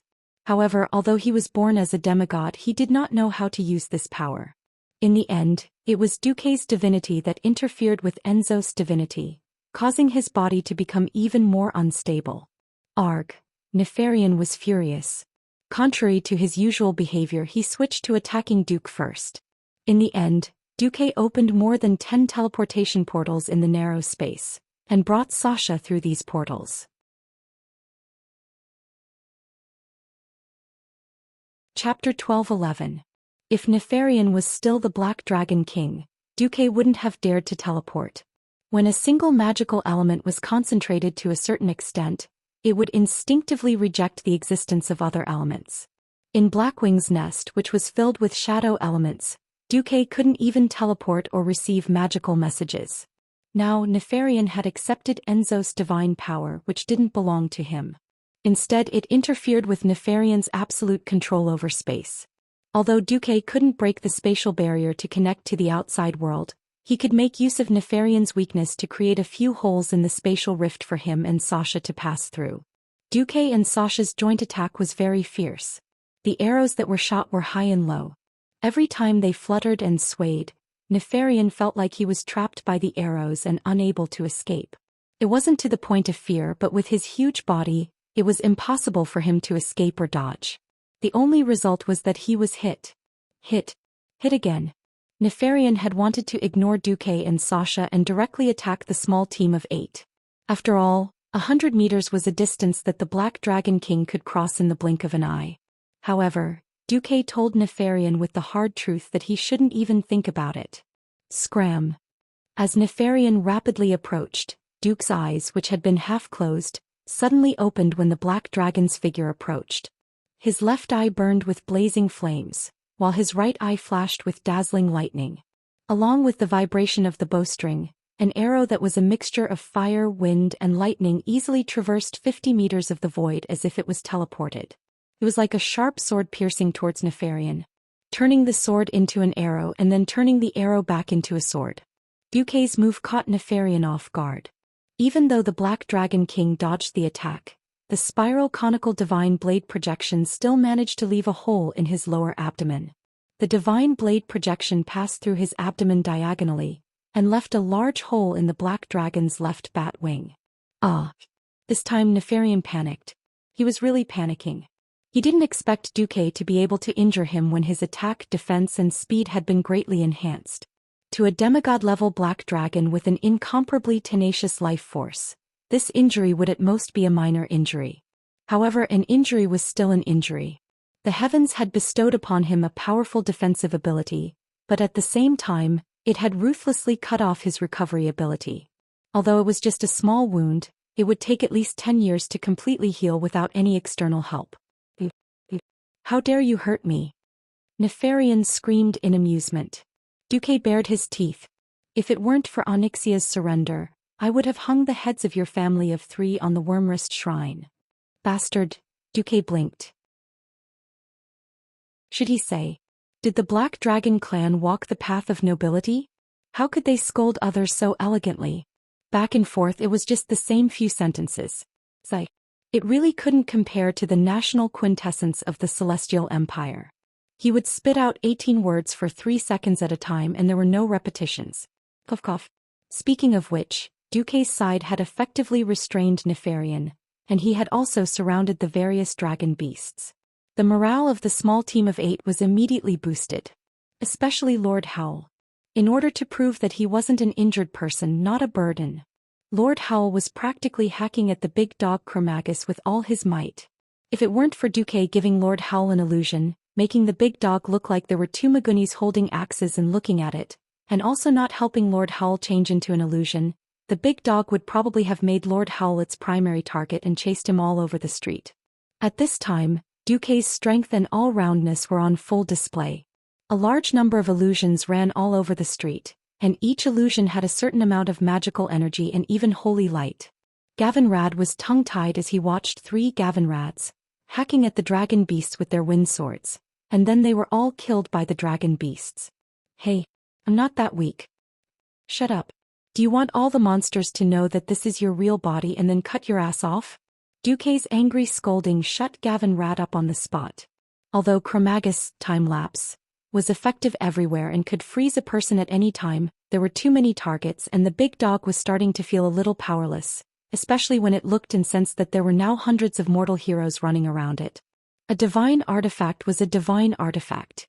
When the number and quality of divine artifacts accumulated to a certain level, it would become a qualitative change. It was true that Chromagus was fully armed. Its armor was made of the toughest source substance of this era, and ordinary epic weapons would be deflected in a matter of seconds. Unfortunately, it had encountered a group of unreasonable fellows. Wah! Under the avatar state, the enlarged Magni leaped high into the air. His body weighed more than a ton, and with the acceleration of gravity, Savra's Balrog Ragnar's hand burst out with a blazing light like the sun, and like a falling mountain, it smashed into one of Chromagus's heads. The direct result of this full-force blow was that the big dog's left head almost immediately exploded, like a rotten watermelon that had been smashed with a stick. The big dog tried to retreat in pain, but at this moment, Theon suddenly took 3 steps forward, and Ashbringer condensed an even more violent sea of holy light. The next moment, all the golden light in the sea of holy light poured into the big dog's broken head. Awoo! The golden light spread throughout the big dog's body. Since they were taking advantage of its weakness to kill it, of course they would not leave Lord Howl and Gavin Rad out. The two of them worked together to create a huge wound on the big dog's right hind leg. Then the Minotaur chief leaped high into the air and stabbed a totem pole directly into the huge wound. As if stirring, it began digging in the wound. Awoo! The remaining head of Chromagus kept howling. Its howls were also urging its master to work harder. Nefarian also wanted to, but his side was in more trouble. This was because various holy wills were piercing into his soul through the arrows. God says, "Let there be light, the earth shall heal the scars, Mother Moon is watching you." The wills of Alonsis Fail, Mediv and Elun, the goddess of the moon, were constantly invading Nefarian's spiritual world. Originally, Nefarian only needed to suppress his own consciousness and let Enzatha's will and power better fuse into his body. Now he had to work hard to separate the entangled wills and choose the most suitable power for himself to maintain his strength. Nefarian's situation was not good. Chapter 12:12. Of course, Duque wasn't much better off. "Hey, are you done? I can't hold on much longer." Duque shouted with the whisper of the wind. "What's going on? I don't feel your magic power dropping." Theon said in surprise. "No, Duque, there's definitely something wrong," Sasha shouted. With Duque's godly sword poking her from behind, Sasha's body felt a little weak. Duque didn't know how to explain it. Now every time Sasha knocked an arrow and shot, Sasha was having a good time. It was tough on Duque. Moral integrity. Throw it out. Pick it up. Throw it out again. Pick it up again. Throw it out. Huh? Do I have moral integrity? Nefarian, who had been injected with a large amount of goodwill, began to doubt his life. Wasn't Duque also doubting his life? The system kept warning. Warning. Warning. The host's moral integrity has fallen to a critical level. Please do not use Duque's moral integrity again, or else you might trigger the descent of the 7 deadly sins. Fortunately, after so long, Duque's willpower had improved greatly. Kalia also realized that something was wrong and hurried over to inject holy light into Duque's mind. Look into my eyes. Think of the happy times we had together. Kalia gazed at Duque with her clear and pure eyes. Who knew? Duque put on a fake smile. His crooked eyes made it obvious that he was thinking of the wrong thing. Ah! Duque suddenly realized that his left and right waist had been attacked at the same time. It was Sasha and Kalia. He felt pain and then his mind fell into a trance again. In the distance, Nefarian fell head first, struggling and rolling on the ground. This was because what Duque had shot into the black dragon's body was not only the will of the 3 good ones, but also a prophetic dream. In the dream world, Nefarian was harvested again and again. Not only in Blackwing's nest, but also in Blackwing's blood ring, he was also defeated again and again. The dragon head was put on display in Stormwind City, Steel Forge, Dalajan and Lordaeron. The sorrow of being whipped after death and the despair of his soul falling into the abyss filled Nefarian's heart. Now that Nefarian and Duque had both fallen into mental confusion, the strongest fighters on both sides were temporarily eliminated from the battle. Originally, Magni and the others were prepared to lose the cover of Duque's magic. However, the hand of magic in the air continued to fire, accurately and effectively eliminating the dragons that were rushing out. Duque's multicasting mechanism is different from ordinary wizards. Perhaps this is why he is a Breaking Dawn wizard of all elements, while we are still unable to break through our own limits, Wuxia explained. Forget it. Don't worry about it. Kill the big dog first. The macho men attacked with all their might. The dazzling special effects of their weapons flashed with terrifying light. Go. Magni took the lead. He raised his Balrog hammer and began to charge at high speed. This time he aimed at the big dog's remaining head. Awoo! Chromagus used his skill to ignite Magni. Unfortunately, under the effect of deity's descent, the dwarf king's skin was as thick as a city wall. No matter how much the flames on his body crackled, they did not do much damage to him. The big dog saw the flaming hammer rapidly expanding in its sight. It instinctively shrank back, but it was too big and too slow. The tauren beside it ruthlessly smacked its totem pole. This made the big dog's head feel as if it had delivered itself to the door and installed the Balrog hammer on it. The flames of the Balrog hammer, the lightning of the wind sword, the golden flames of the Ashbringer, the radiance of the blood howl. Finally, while Duque and Nefarian were down, the group eliminated all of Nefarian's fighters in one go. Come on. Slay the dragon. Gavin Rad yelled as he activated the Dragon Slayer enchantment on his sword. This enchantment specifically targeted dragons could significantly increase the damage dealt to Nefarian. Just as the others were about to charge at Nefarian, an evil will descended upon them. Hee hee. Enzatha's cold laughter and low voice haunted everyone's mind like a nightmare, making them dizzy. Humble, honest, compassionate, brave, just. When faced with a test of willpower, the Holy Knights were always the first to pass the test. Tyrion and Gavin Rad roared, allowing the holy light on their bodies to benefit their companions. Soon the three strong male warriors woke up, followed by Lucia, Sasha, Kalia, Vanessa and Duque. No one expected Enzatha's will to disappear as quickly as it came. It was as if he had just appeared for fun, disappearing not long after. In front of them, an event that no one expected and had never appeared in the original history happened. Nefarian's huge dragon body disappeared, and was replaced by the human form of Victor Nefarios. At this moment, Duque was dumbfounded.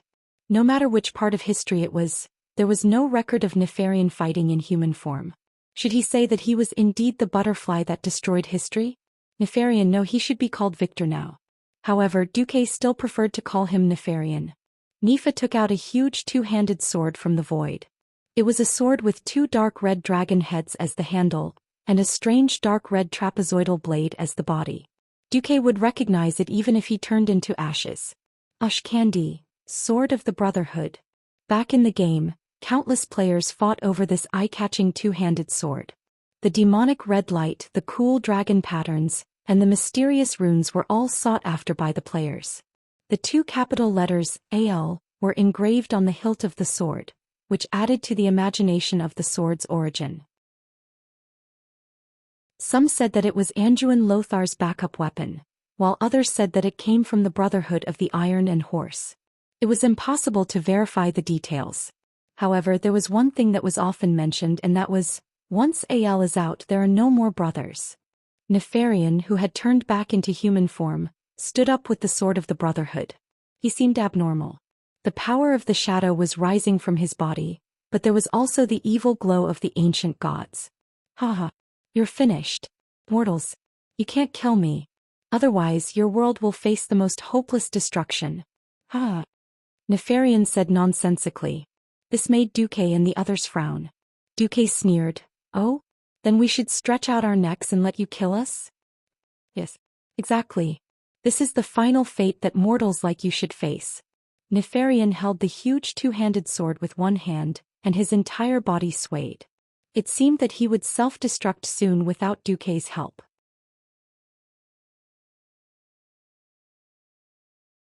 Chapter 12-13. While I still have time. Kill him in one go. Magni roared. Magni's, deity's descent, was useful, but it had a time limit. Even though he was the number one dwarf, Duque had calculated that he could only maintain deity's descent for 5 minutes at most. Why did it seem like he could maintain it for at least 10 minutes each time? Magni was more sneaky than the average dwarf. This talented dwarf warrior had the ability to adjust his own defense like he was breathing. When he wanted to harden his body, he would use all his strength. When he wanted to catch his breath, he would secretly cut off the defense in his silver shell. This meant that while he was beating up his enemies, his deity's descent was in standby mode. Of course, Duque wouldn't say it out loud. Who would have thought? The crimson sword flashed and 2 pillars of blood shot up into the sky. Everyone who was maintaining their formation was so shocked that their pupils constricted. The left side of Magni's waist was slashed by the great sword of the Brotherhood, and a wound large enough to hold a baby's fist in. Under his silver skin and armor, this bright red wound was extremely glaring. Magni wasn't the worst off. No one expected that old bull who was following closely behind Magni would have his leg cut off in an instant. His entire right leg remained where it was, while Kane's burly body was sent flying more than 10 meters away. He rolled a few times before coming to a stop. Kane couldn't help but let out a cry that sounded like a bull's, and it was hard to tell if it was a cry of a human or beast.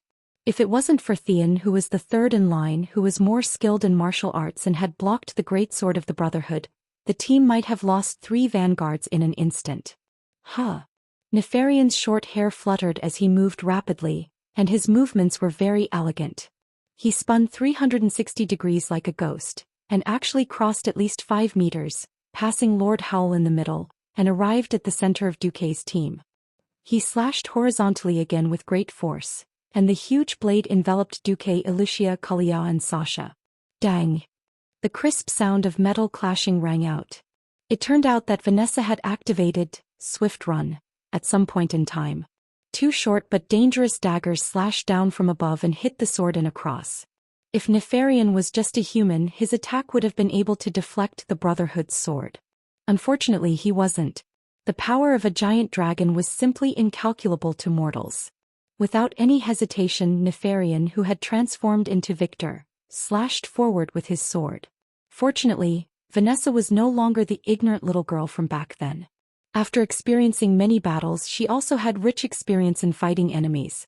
As a mortal female thief, it was impossible for her to compete with a humanoid dragon in terms of strength. She took advantage of the recoil from her daggers and somersaulted over Nefarian's head, waiting for an opportunity to stab him in the back. However, before Vanessa launched a new attack, the remaining 4 of them still had to face the terrifying sweeping attack.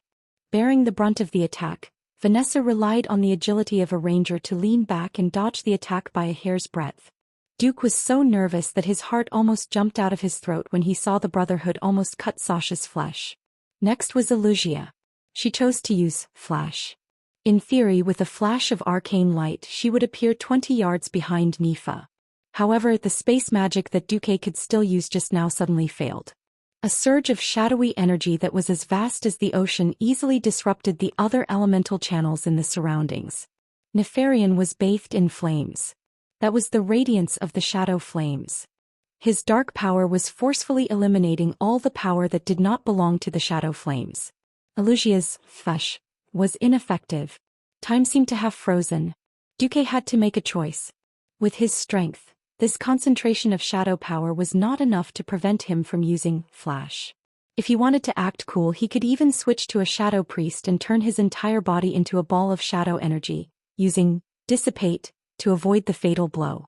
Perhaps Wuxia's ice barrier could barely block the sword, but whether a radiant moon level could withstand it was still a question. Besides, no matter what, as a pure commandment priest, Kalia was doomed. Duque could even see the despair and pleading on Kalia's face. Her red lips opened slightly as if she wanted to say something. Duque knew very well that Kalia was not begging him to save her. She was telling Duque to run first.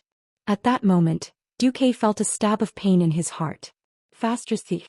Abandon a woman and live alone? Even if I lose all my moral integrity. I can't even break my last principle. Once a man's spine collapsed, he would never be able to straighten it again. Sacrifice a woman in exchange for saving yourself? Am I still a man? Unknowingly, a bright golden light appeared in the huge dark cover that Nefarian had created. This light had nothing to do with justice. It had nothing to do with holiness. It had nothing to do with smiting. It was purely a man's sense of duty to protect his woman. Scram. No one thought that a mere mage like Duque could let out a roar that was even more shocking than thunder.